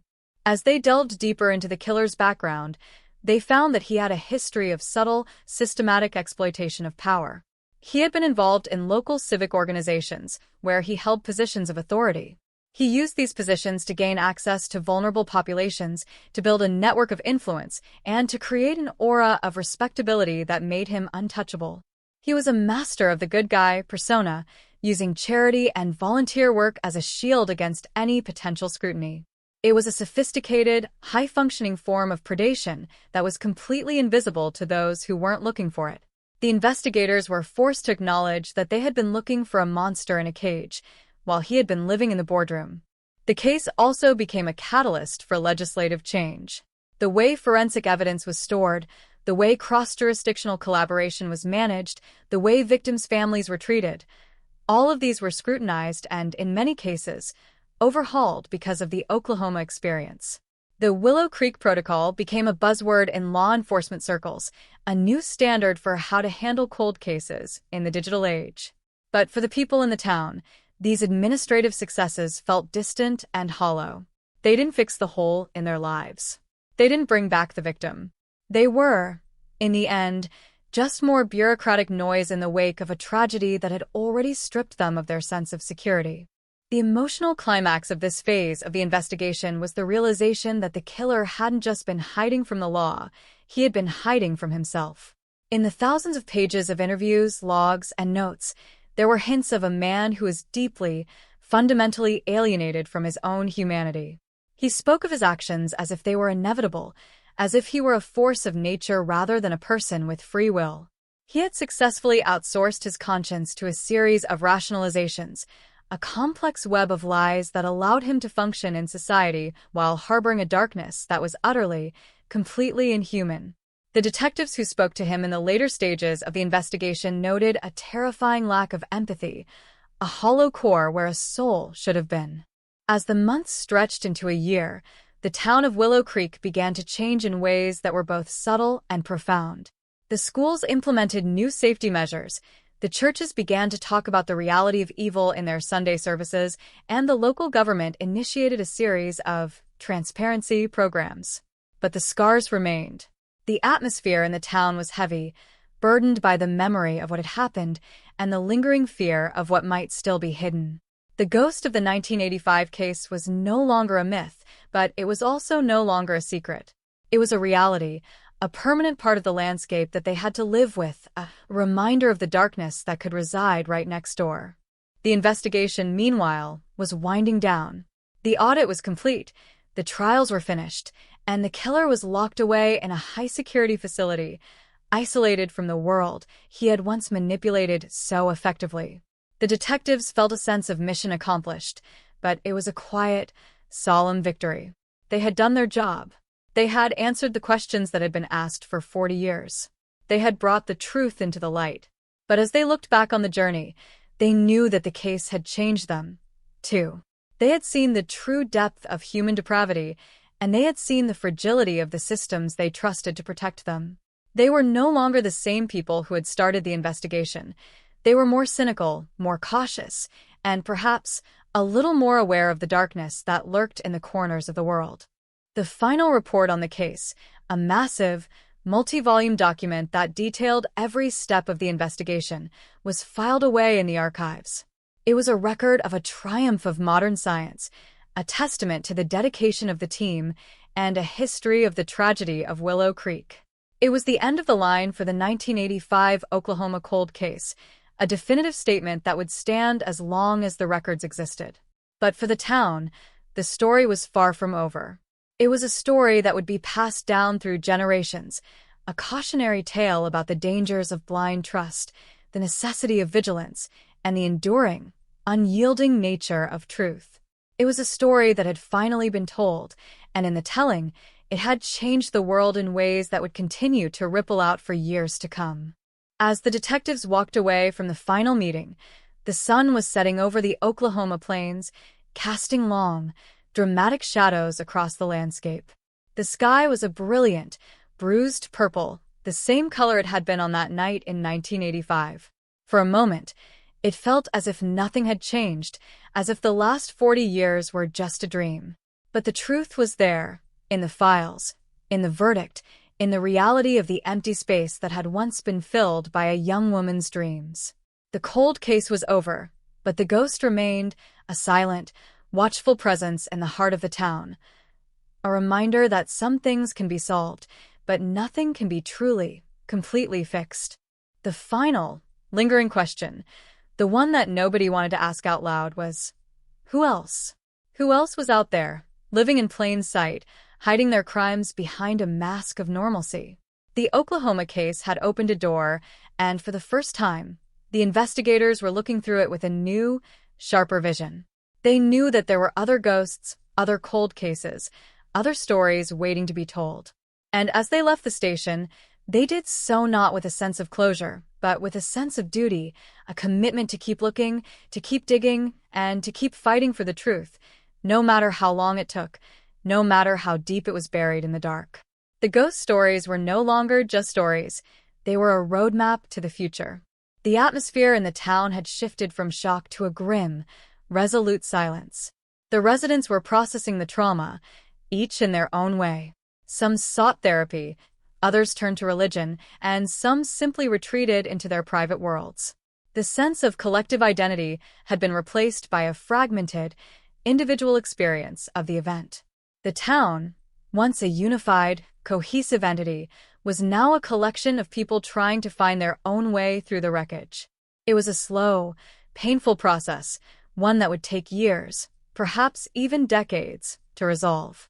The detectives, reflecting on their work, realized that the most important thing they had accomplished was not just the arrest, but the validation of the victim's experience.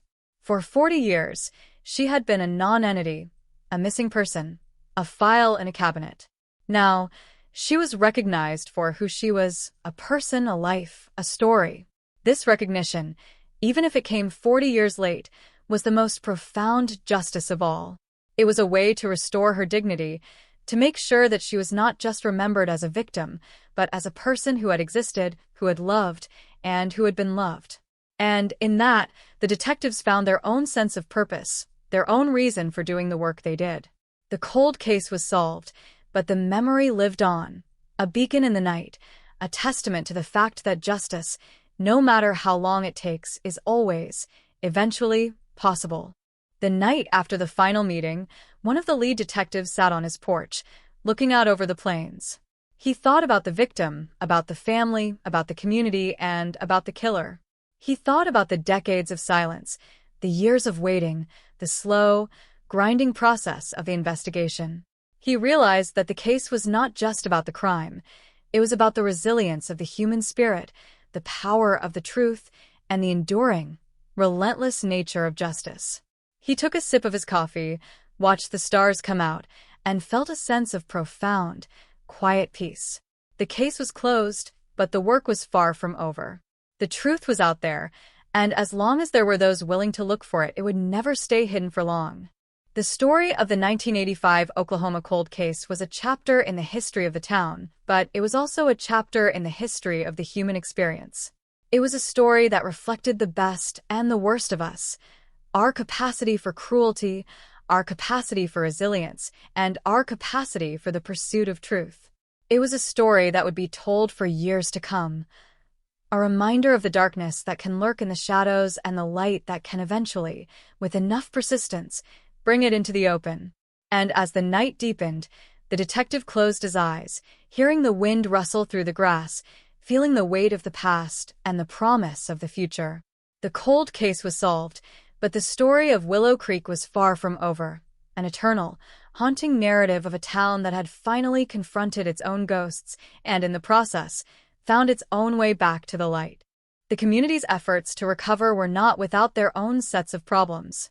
There were those who believed that the investigation had gone too far, that it had intruded into the lives of innocent people, and that it had caused more harm than good. These dissenting voices created a new kind of tension, a political and social divide that further complicated the healing process. The local newspaper, once a reliable source of information, became a battleground of conflicting narratives, with letters to the editor reflecting a wide spectrum of opinions, from support for the investigators to criticism of the legal system. It was a clear indication that the trauma was not just personal, but political, and that the resolution of the case had not provided a clean slate, but a new, complex challenge. The school, in particular, became a focal point for the community's attempt to move forward. The teachers and administrators worked to create a curriculum that focused on the importance of critical thinking, of questioning authority, and of understanding the complexities of the world. They wanted to ensure that the next generation of Willow Creek residents would be better prepared to deal with the realities of life, to see the world as it really was, rather than as they wished it to be.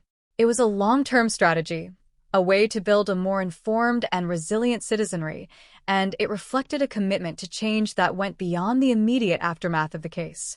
The churches, too, were in a state of transformation.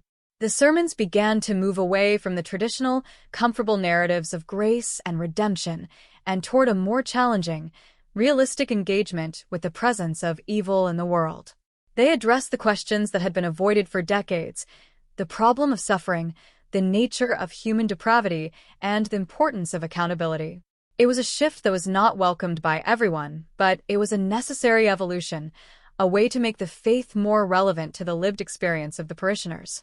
In the end, the impact of the 1985 Oklahoma case was felt in every corner of the town. It had been a transformative event, a catalyst for change that had touched everyone, from the oldest resident to the youngest child. It had been a period of profound trial and significant growth, a chapter in the life of the community that would never be forgotten. And as the residents of Willow Creek looked toward the future, they did so with a sense of caution, but also with a sense of hope. They had been through the fire, they had been forged by the ordeal, and they were, in their own way, ready to face whatever the world had to throw at them. The cold case was solved, but the town of Willow Creek was still writing its story, a story of recovery, of resilience, and of the enduring power of the truth.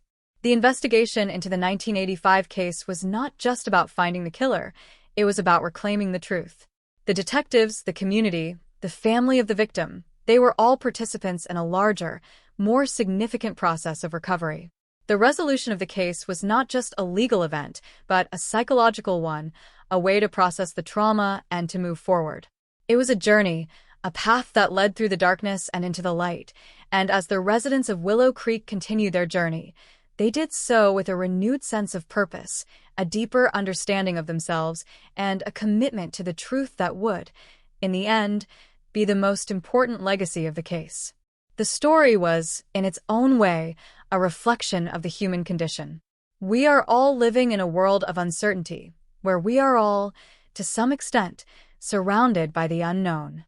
And yet, we continue to strive, to search, and to hope for the truth.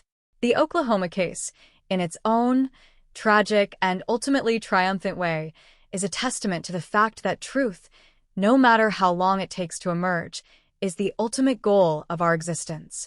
It is the light that guides us through the darkness, the anchor that holds us in the storm, and the foundation upon which we build our lives. And as the story of a 1985 cold case continues to be told, it will serve as a beacon, a reminder of the power of the human spirit and the enduring importance of the truth forever, in the heart of the town and in the lives of those who have been touched by the tragedy. The final piece of the puzzle, the realization of the killer's true nature, was not found in a grand revelation, but in the slow, meticulous accumulation of evidence over the course of the investigation. It was the result of a dedication that was not just professional, but deeply, profoundly personal. The investigators had made the case their own, they had lived with it, and they had been transformed by it. And in that, the case was not just about the arrest. It was about the testament to the power of the human spirit to endure, to persist, and to find the truth in the face of insurmountable odds.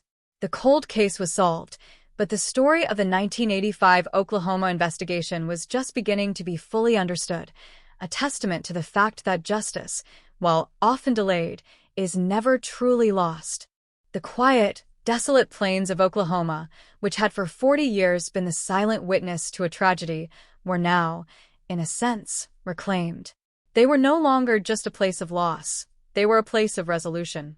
The secrets they had guarded for so long had been brought to light, and the silence they had held for 4 decades had been broken. The land, in its own way, had participated in the journey, providing the setting for the story and the backdrop for the resolution. And as the detectives looked out over the horizon, they knew that the story they had uncovered was just the beginning of a larger, more comprehensive understanding of the truth, a truth that would continue to grow, to evolve, and to shape the lives of the people who called this place home.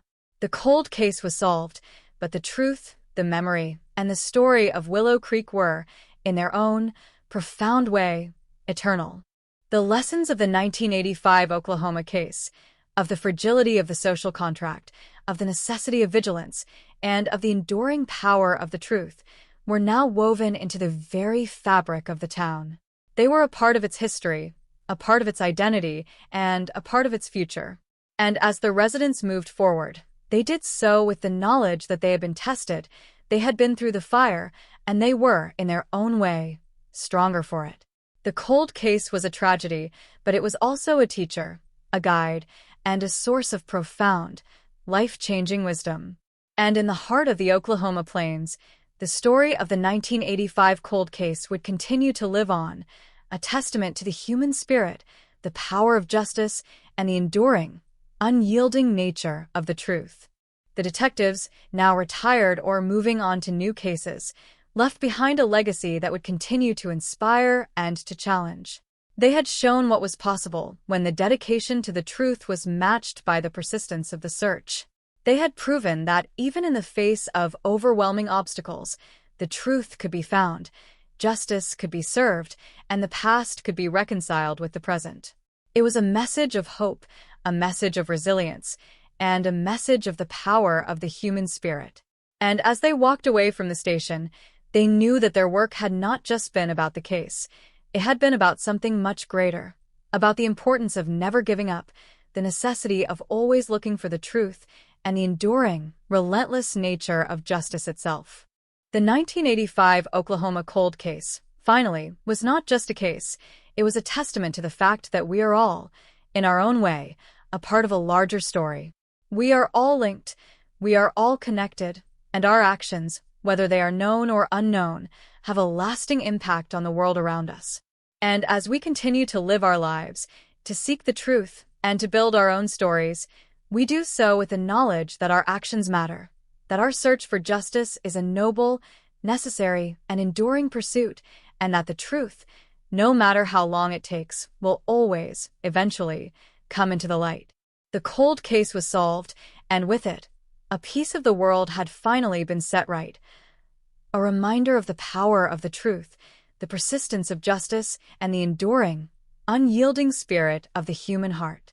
The final word of the investigation was not a victory lap, but a quiet, humble reflection on the nature of the truth and the responsibility we have to it. It was a recognition that we are all stewards of the past, that we have a duty to remember, to honor, and to acknowledge the truth of what has happened, even when it is painful. And in that, the investigators found their own final piece. The 1985 Oklahoma case was now, officially, a matter of history. But the story of the victim, the story of the town, the story of the search for truth, would continue to live on, a vibrant, enduring, and powerful part of the soul of the community, a testament to the fact that justice, in all its forms, is the highest and most worthy pursuit of the human spirit. As the years continue to roll by, the memory of the 1985 cold case will, inevitably, fade. But the lessons it taught, the changes it inspired, and the impact it had on the lives of everyone in the town will continue to resonate. The story is a part of the landscape, a part of the history, and a part of the identity of Willow Creek. It is a story of darkness, of light, of despair, and of hope. It is a story of the human condition, and it is a story that will continue to guide the residents as they move forward, as they learn from the past, and as they build their future in the quiet, expansive, and enduring plains of Oklahoma. The cold case was solved, but the truth remains, a constant, guiding light in the heart of the town. A reminder that the past is never truly gone, but is always a part of us, shaping us, guiding us, and ultimately, making us who we are. The final, lasting impact of the case was the realization that the search for justice is not a destination, but a process. It is a way of living, a way of thinking, and a way of being in the world. It is a commitment to the truth, a commitment to the community, and a commitment to the belief that every life, every story, and every voice matters. And as the residents of Willow Creek continue to live their lives, to raise their families, and to build their future, they do so with the knowledge that they are part of something greater than themselves, a community that has faced its own ghosts, confronted its own shadows, and found the strength to move forward, together, in the light of the truth. The investigation into the 1985 case was a testament to the power of the human spirit to endure, to persist, and to find the truth in the face of insurmountable odds. It was a story of a community that had been broken, but that had also, in the face of the truth, found the strength to heal. It was a story of a family that had finally found closure, of a town that had finally confronted its past, and of a set of investigators who had dedicated themselves to the pursuit of justice. It was a story of a life that had been lost, but that had, through the persistence of the truth, been restored to its rightful place in the memory of the town, a vibrant, enduring, and powerful part of the soul of the community. The story of the 1985 Oklahoma case, at its heart, is a story of love, the love that the family had for their daughter, the love that the community had for their neighbor, and the love that the investigators had for the truth. It is a story that reminds us that, in the end, it is love that binds us, it is love that sustains us, and it is love that, even in the face of the most profound darkness, brings us back to the light. And as the residents of Willow Creek move forward, they do so with the knowledge that they are and will always be a community that remembers, a community that cares, and a community that, in the face of the truth, chooses to live in the light.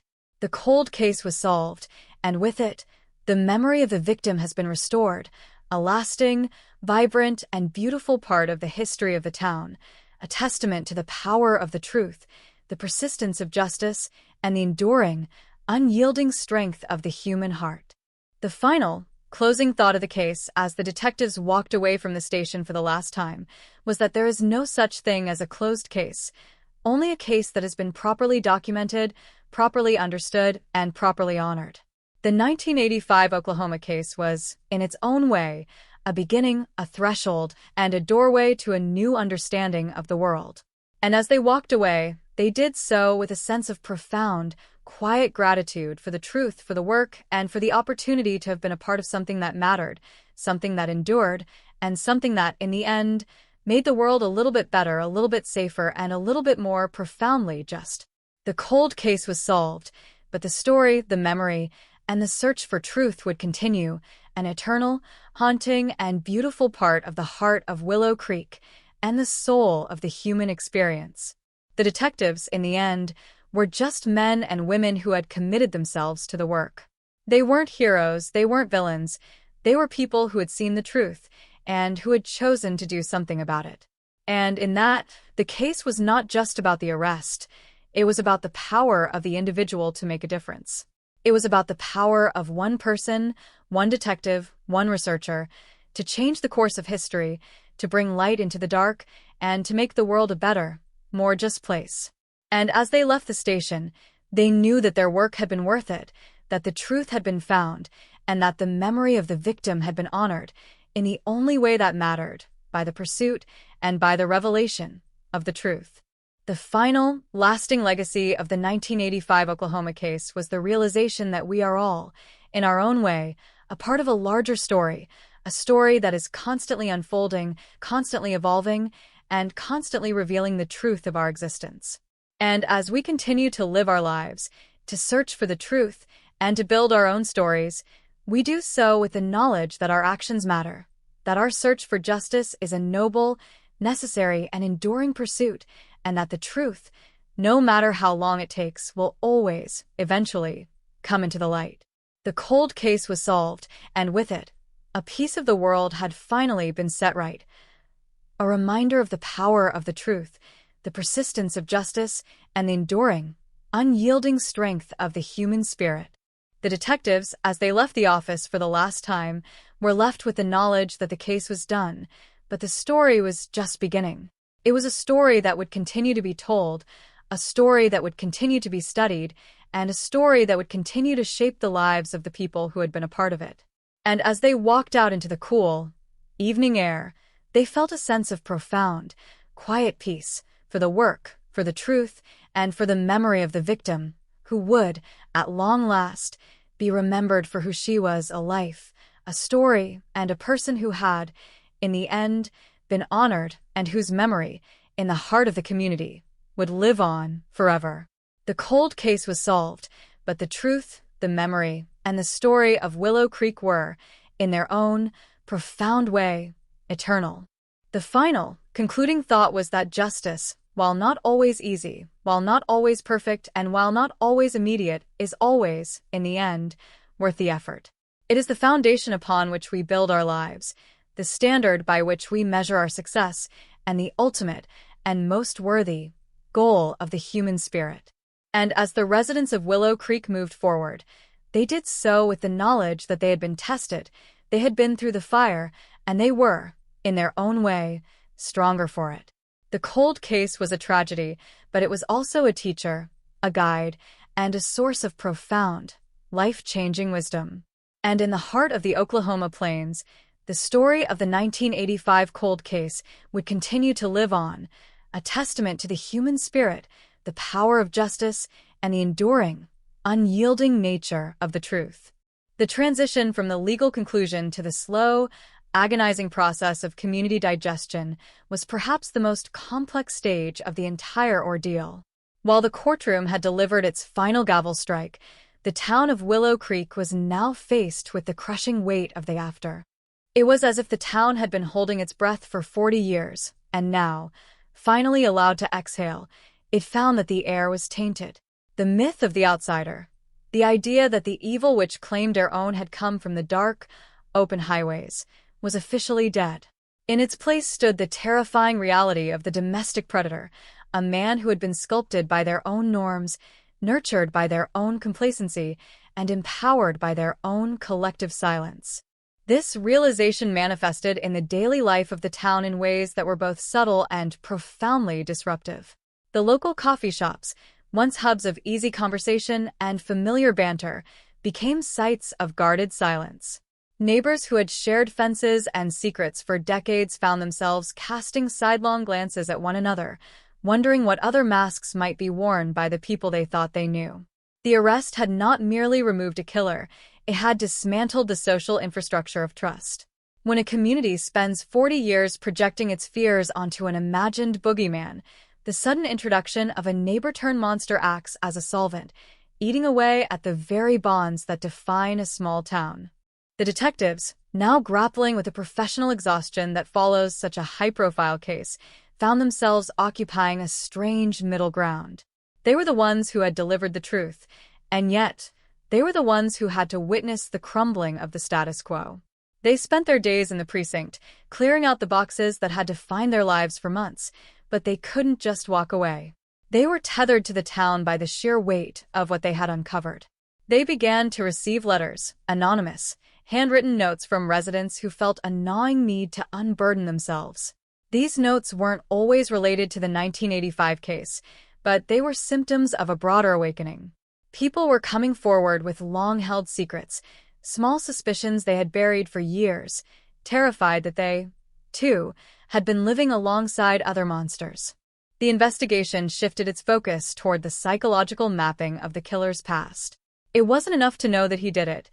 The pressure was on to understand how he had managed it for so long without fracturing.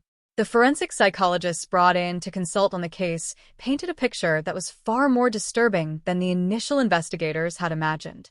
He wasn't a man who had snapped, he was a man who had integrated. He had mastered the art of the gray man, a person so unremarkable, so perfectly attuned to the mundane expectations of the community that he became invisible.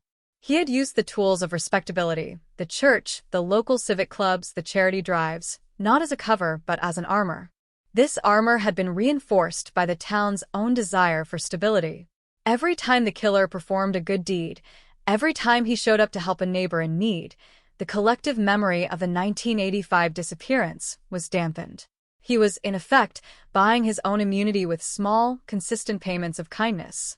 The community had been his accomplice, not through malice, but through the profound, human need to believe in the goodness of their neighbors. This was the hardest pill for the town to swallow. To admit that they had been deceived was to admit that they had failed to look closely enough at the person standing right in front of them. The guilt was not just professional, it was personal, woven into the fabric of every handshake and every greeting exchanged over the last 40 years. As the months passed, the town's attempt to move forward became a frantic, often misguided endeavor. There were calls to erect a monument to the victim, a way to anchor the tragedy in a public space and finally acknowledge her as a person rather than a cold case file. But even this became a point of contention. Some argued that it served only to keep the wound open, a permanent reminder of their collective failure. Others insisted it was the only way to honor her existence. The town council meetings, once mundane affairs dealing with zoning and street repairs, turned into emotional battlegrounds. It was as if the town were undergoing a collective therapy session, but without a moderator, without a roadmap, and without the capacity for true resolution. Meanwhile, the investigation into the other possible crimes, the ones hinted at by the killer's long, undetected history, continued in the background. The detectives were methodical, even as they felt the mounting pressure to wrap things up. They were looking for patterns in the dark. They scoured neighboring counties, looking for similar crimes, similar timelines, similar patterns of behavior. They found nothing that rose to the level of the 1985 case, but they found a disturbing trail of almosts. Instances where a woman had felt stalked, where a car had been seen trailing someone down a back road, where a person had disappeared for a day and then returned, shaken and silent. These fragments of lives, once dismissed as local eccentricities or misunderstandings, were now being reevaluated through the lens of a serial predator. The media's involvement, which had initially been a catalyst for the discovery, now served as an amplifier for the town's growing anxiety. Journalists were still in town, prowling the edges of the community, looking for new angles, new revelations, new ways to frame the Oklahoma monster. Every time a new article was published, it reopened the wound. The families of the victim were besieged by requests for interviews, their privacy eroded by the demands of a public that treated their tragedy as a serialized drama. The tension between the need for truth and the need for peace was never reconciled. The town felt like an aquarium, with the entire world watching them, waiting for the next crack to appear in the glass. The forensic technology that had finally cracked the case also became a subject of intense local debate. There was a sense of betrayal in the knowledge that the tools to solve the case had existed for years, but the resources had been lacking. The contrast between the slow, underfunded investigation of the 80s and the high-tech, precision-focused approach of the current era created a sense of systemic resentment. People felt that if the state had prioritized the case earlier, if they had cared more about the disappearance of a young woman from a rural town, the last 40 years might have looked very different. This systemic anger added a layer of political complexity to the situation, as the community began to demand accountability from the very institutions that had once ignored them. The killer's house, still sitting on the quiet, tree-lined street, became a site of pilgrimage for the curious and the morbid. People drove by slowly, staring at the windows, trying to visualize the horror that had taken place within, or perhaps simply trying to understand how such an ordinary-looking structure could have served as a tomb for such a long, secret history. The owner's family, who had been left behind to deal with the fallout of his identity, became social outcasts. They were the collateral damage of his long-held lie, forced to navigate a community that looked at them with a mix of pity and suspicion. Their life in Willow Creek was essentially over. They were the ghost of the monster that had been, and there was no place for them in the town's new, hardened reality. In the midst of this, the detectives faced the quiet, grueling work of finality. They were cleaning up the loose ends, closing the remaining files, and preparing for the end of their assignment. They felt a sense of relief, but also a persistent, nagging doubt. Had they truly caught everything?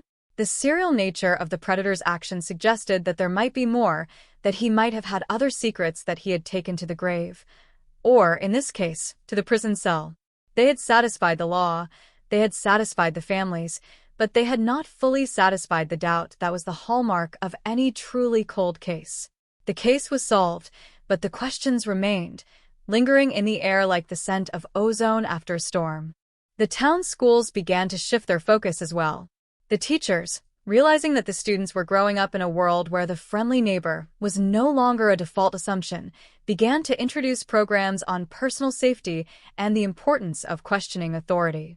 They were careful to avoid fear-mongering, but the tone of these lessons was unmistakably influenced by the 1985 case. It was a subtle, institutional response to a fundamental shift in the community's worldview.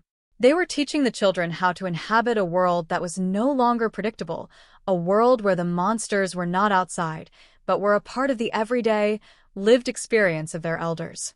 The local churches, too, were grappling with the implications of the case. The sermons had changed, becoming more introspective, more focused on the presence of evil and the difficulty of finding grace in the wake of such profound betrayal. There was a new, raw honesty in the congregational life, a willingness to admit that the community had been failing itself for a long time. They talked about the importance of accountability, the need for transparency, and the necessity of confronting the darkness within their own walls. It was a difficult, painful process, but it was one that was helping to hold the town together, providing a framework for the complex emotions that were still boiling just beneath the surface. As the investigation officially drew to a close, the lead detective took one last walk through the town.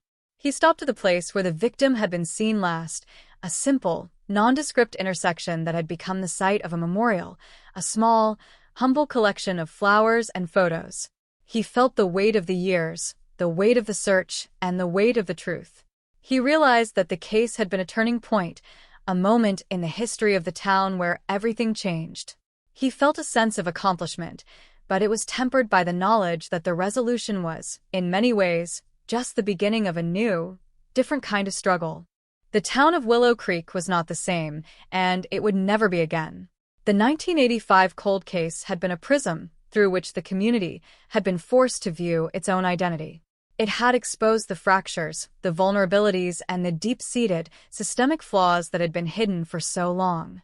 But it had also brought the truth, and in the truth, there was the potential for growth. The community was learning, the hard way, what it meant to be a truly vigilant, a truly aware, and a truly honest place to live. It was a slow, difficult, and ongoing journey, but it was one that they were finally, truly undertaking.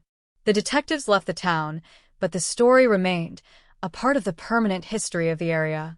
It was a story that would be told in the local taverns, at the dinner tables, and in the classrooms for years to come. It was a story that would be used to caution, to teach, and to reflect on the nature of truth, justice, and the human condition. The 1985 case was a closed file, but the ghost was a part of the landscape, a reminder that the past is never truly buried, and that the search for the truth is the most enduring and the most important task we have. The final report was filed in the state archives, a massive document that served as a monument to the work of the team. It was a comprehensive record of the investigation, the evidence, the trial, and the impact of the case.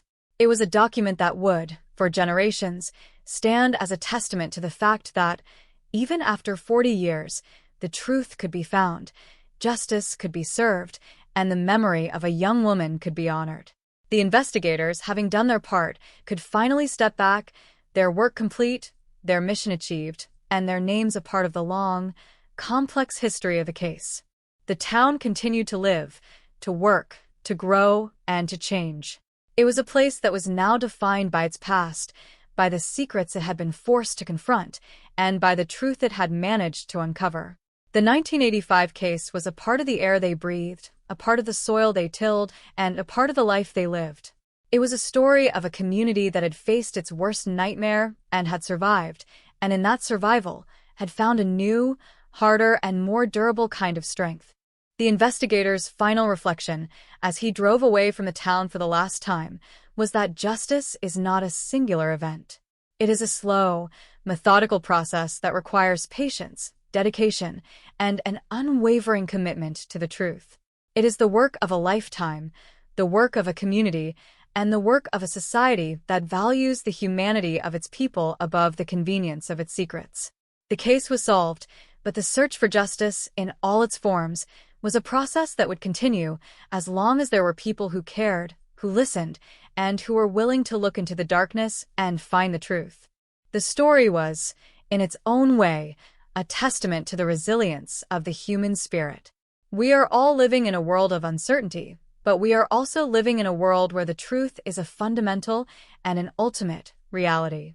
The Oklahoma case was a reminder that even in the face of the most challenging circumstances, the truth will eventually come to light, and with it, the possibility of justice, of peace, and of a future that is, in its own, profound way, better than the past.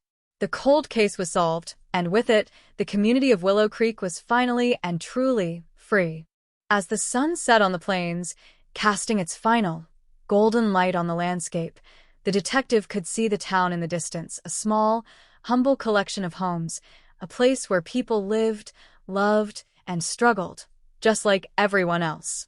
He knew that the story of the 1985 case would always be a part of their identity, a part of their history, and a part of their future.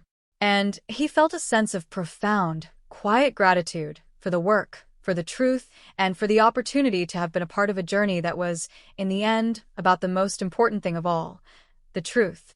The final, lasting impact of the case was the realization that we are all, to some extent, defined by the stories we tell, the truths we ignore, and the secrets we keep. And as we continue to live our lives, to seek the truth, and to build our own stories, we do so with the knowledge that our actions matter, that our search for justice is a noble, necessary, and enduring pursuit, and that the truth, no matter how long it takes, will always, eventually, come into the light. The cold case was solved, and with it, the memory of the victim had been restored, a lasting, vibrant, and beautiful part of the history of the town, a testament to the power of the truth, the persistence of justice, and the enduring, unyielding strength of the human heart. The detective's final thoughts on the road were that the 1985 Oklahoma case had been the most significant experience of his career. It was a case that had challenged him, changed him, and forced him to confront the limits of his own knowledge, the boundaries of his own belief, and the depth of his own commitment to the truth. It was a case that had taught him that the most important thing is not just to solve the mystery, but to understand the human reality behind it, the loss, the grief, the hope, and the enduring power of the truth. He felt a sense of peace, a sense of closure, and a sense of gratitude for the journey. The cold case was over, but the work of truth, the work of justice, the work of humanity, would continue as long as he and others like him remained committed to the search. The town, for its part, would continue to exist, to evolve, and to learn. The 1985 case would become a part of its lore, a part of its culture, and a part of the way it understood itself. It would be a story that was told not with the fear of the unknown, but with the wisdom of the learned. And as the residents moved forward, they did so with the knowledge that they were part of something that was larger, more resilient, and more enduring than the tragedy that had once nearly destroyed them. They were a community that had faced its worst, and in the process, had found the best within itself. The story was, in the end, a story of the human condition. It was a story of our flaws, our strengths, our failures, and our successes. And as we continue to live, to learn, and to grow, it is a story that will continue to remind us that no matter how dark the shadows may be, there is always the potential for light, for truth, and for justice. The cold case was solved, but the story of Willow Creek was far from over, a testament to the fact that life, even in the face of the most profound loss, is a persistent, enduring, and beautiful thing, one that is worth living, worth fighting for, and worth understanding in all its complexity, its beauty, and its truth. The final reflection on the 1985 case is that the truth is the most powerful thing we have. It is the only thing that can truly set us free, the only thing that can truly bring us justice, and the only thing that can truly give us peace. And as long as we are willing to seek it, to listen to it, and to honor it, we will always have a way forward, a way to build our lives, and a way to create a world that is a little bit better, a little bit safer, and a little bit more profoundly just. The cold case was solved, and with it, the memory of the victim has been restored, a lasting, vibrant, and beautiful part of the history of the town, a testament to the power of the truth, the persistence of justice, and the enduring, unyielding strength of the human heart. The detective, now miles away from Willow Creek, felt a sense of relief as he drove into the sunset. He had done his part. He had brought the truth, he had secured the justice, and he had helped the community to move forward. He was a part of the long, complex history of the case, and he was, in his own way, a part of the future of the town. He looked at the road ahead, a path of infinite possibility, and he knew that there were other cases, other stories, and other truths waiting to be discovered. He felt a sense of hope, a sense of purpose, and a sense of commitment.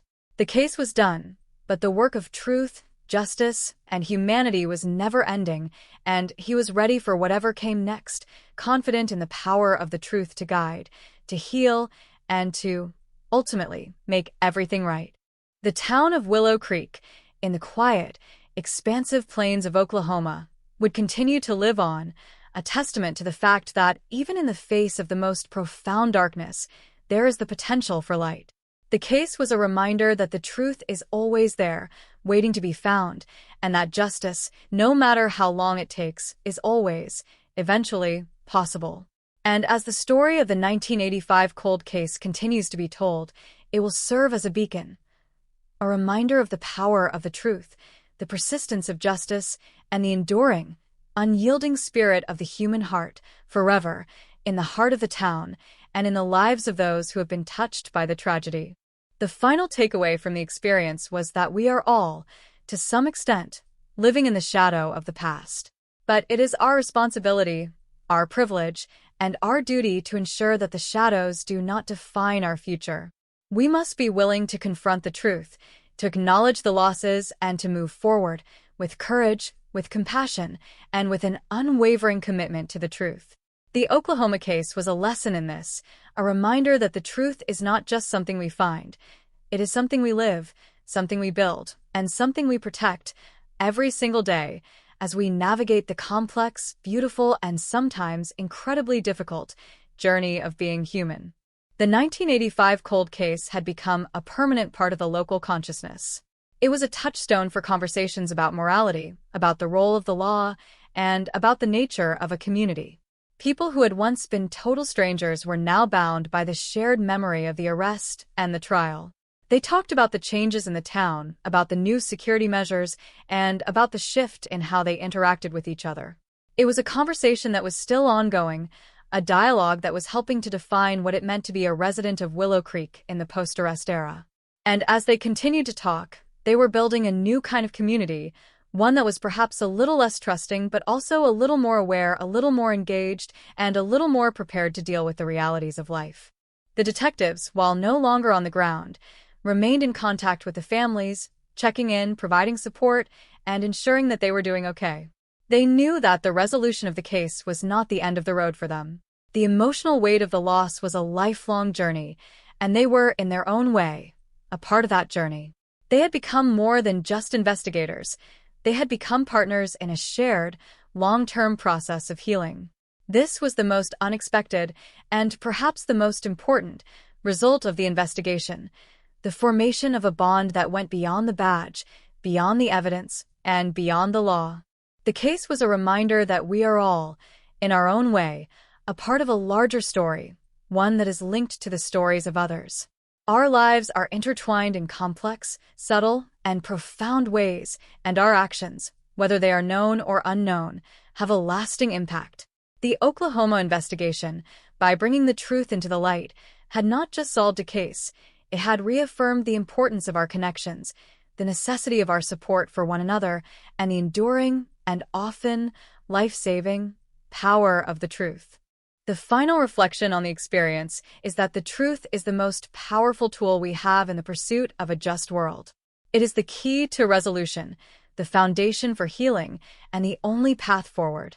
We must be willing to seek it no matter how long it takes, and we must be willing to stand by it no matter how hard it is.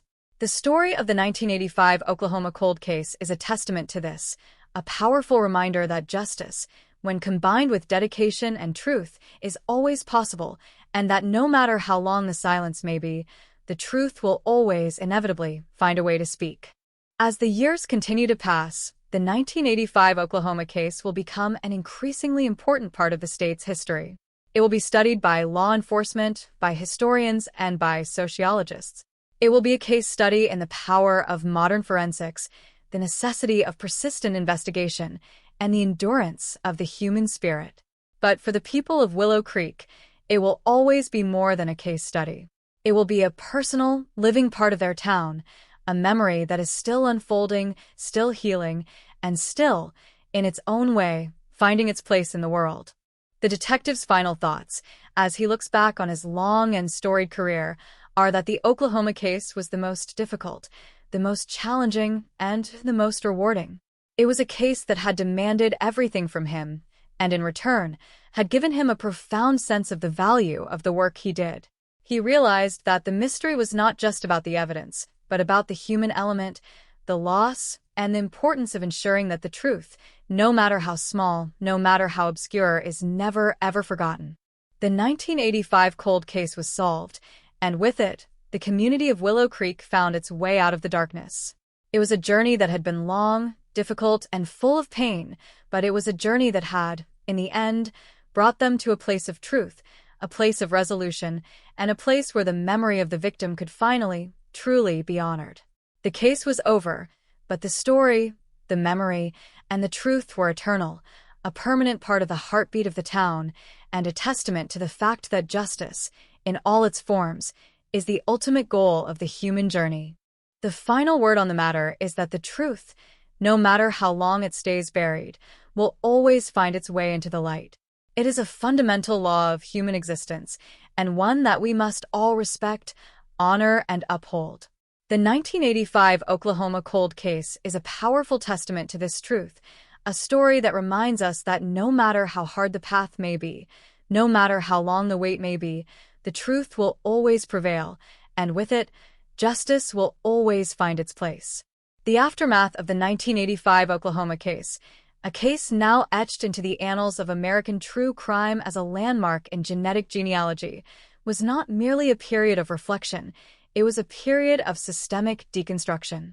Once the initial shock of the arrest and conviction began to settle into a permanent fixture of Willow Creek's identity, the local law enforcement apparatus, along with state-level oversight agencies, embarked on a grueling, audit-style review of the entire cold case backlog. The Oklahoma Department of Public Safety, catalyzed by the success of the 1985 resolution, realized that their success was not just a win for justice, it was an indictment of the past. They began to look at every unsolved homicide, every missing person case, and every suspicious death that had been relegated to the archives between 1970 and 2000. They weren't just looking for DNA, they were looking for the same kind of hidden-in-plain-sight predators who had thrived on the limitations of 20th century policing. This initiative, informally dubbed the Willow Creek Review, changed the culture of the police department overnight. The detectives who had worked the 1985 case became the standard-bearers for a new methodology, one that prioritized data, cross-jurisdictional cooperation, and, most importantly, the persistent reevaluation of old leads through the lens of modern forensics. They moved away from the lone wolf investigator model, where one detective held the keys to a case for years, and transitioned into a collaborative, multidisciplinary approach. They worked with genealogists, digital forensic experts, and victim advocates, recognizing that solving a cold case was not just a technical challenge, it was a human-centric recovery project. The success of the 1985 case served as the proof of concept that changed the trajectory of law enforcement for the entire state. However, the internal shift was only one part of a much broader societal evolution. The residents of Willow Creek, having lived through the exposure of a killer within their own ranks, began to question the very fabric of their social cohesion. The phenomenon of community trust, once a point of pride, was now approached with a healthy, albeit somber, skepticism. Parent-teacher associations, local clubs, and civic organizations began to implement rigorous background checks and transparency protocols that would have been unimaginable just a few years prior.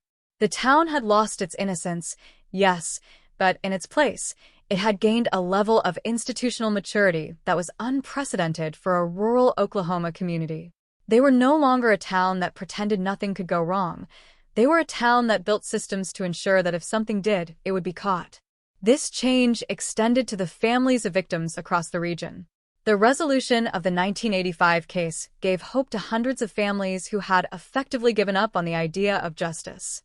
Advocacy groups that had previously been sidelined by local authorities were now treated as partners. The Oklahoma Cold Case Network emerged, providing a platform for families to pool their stories, share tips, and maintain pressure on law enforcement to keep their cases active. They held town halls, memorial services, and awareness campaigns, effectively turning the tragedy of 1985 into a movement for long-term accountability. The case was no longer just a headline. It was the genesis of a statewide commitment to never allowing another predator to exploit the silence of the plains. Yet, despite this organizational progress, The personal and psychological toll on those most closely affected remained a raw, unhealed reality. For the victim siblings, who had spent decades living with a void of their sister's disappearance, the closure provided by the verdict was complex. There was the satisfaction of the conviction, certainly, but there was also the overwhelming weight of the years lost. They found themselves mourning their sister twice, once when she first disappeared, and again, with even greater clarity, when they realized the full, mundane, and monstrous nature of the man who had stolen her future. The trial had forced them to relive every detail, to see the autopsy photos, and to hear the clinical, detached testimony of the man who had killed her. It was a secondary trauma that the legal system wasn't fully equipped to address. This prompted a new focus on victim services and post-conviction support.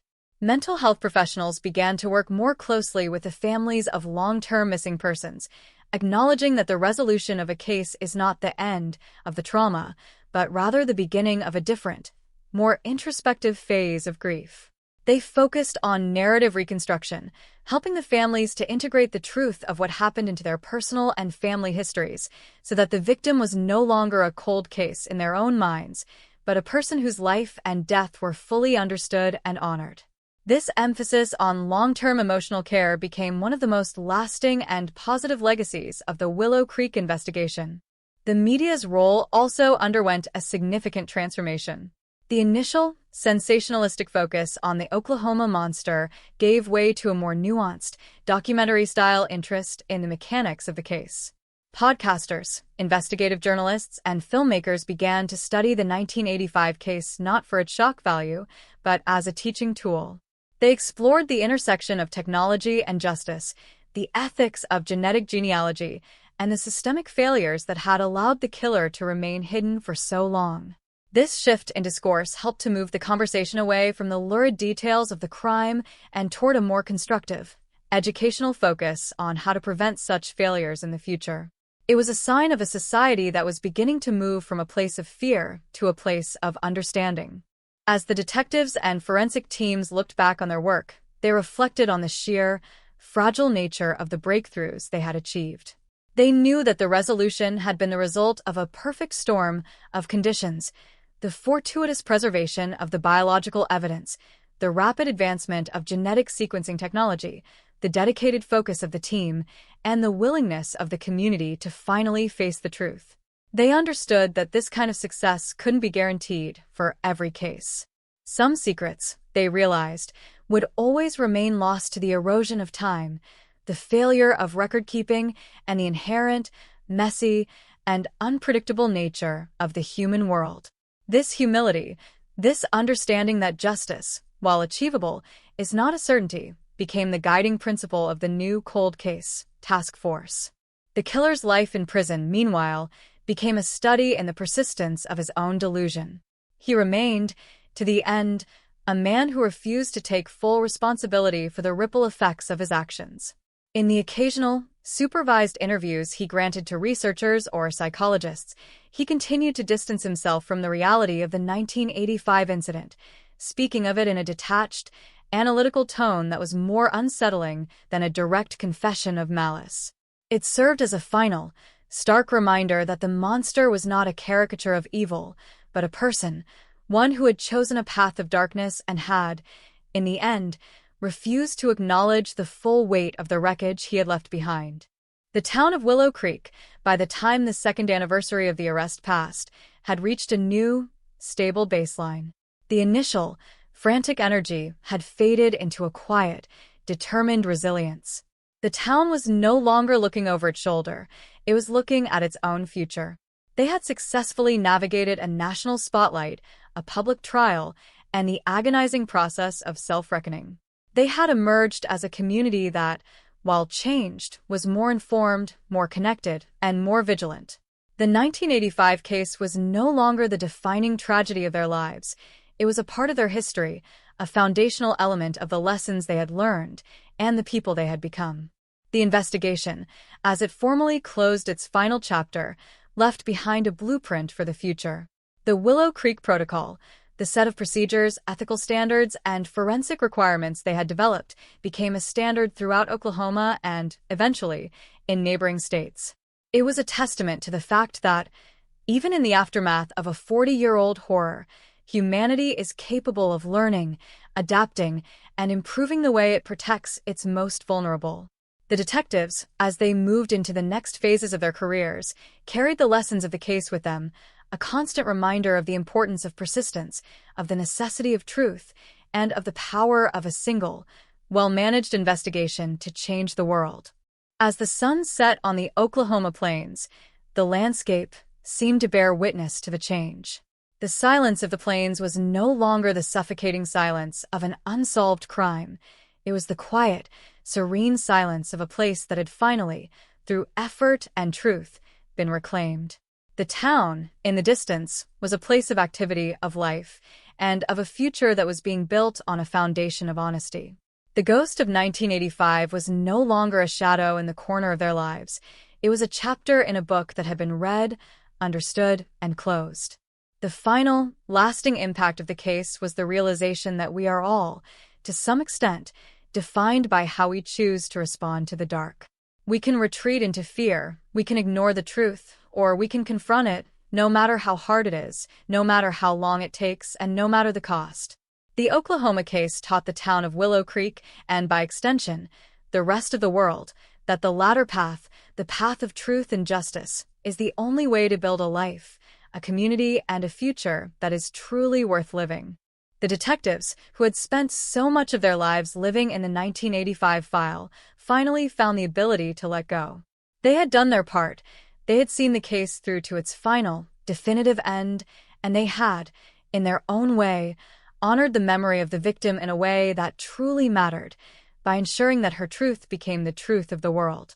They were no longer the detectives of the cold case. They were the architects of a new, more transparent future. And as they walked away from the work that had defined them, they felt a sense of peace that was, in its own way, the final and most rewarding form of justice. The story was, in its essence, a triumph of the human spirit over the anonymity of the unknown. It was a narrative that had begun in a place of total darkness and had, through the persistent application of science, dedication, and truth, emerged into the blinding light of the present. It was a story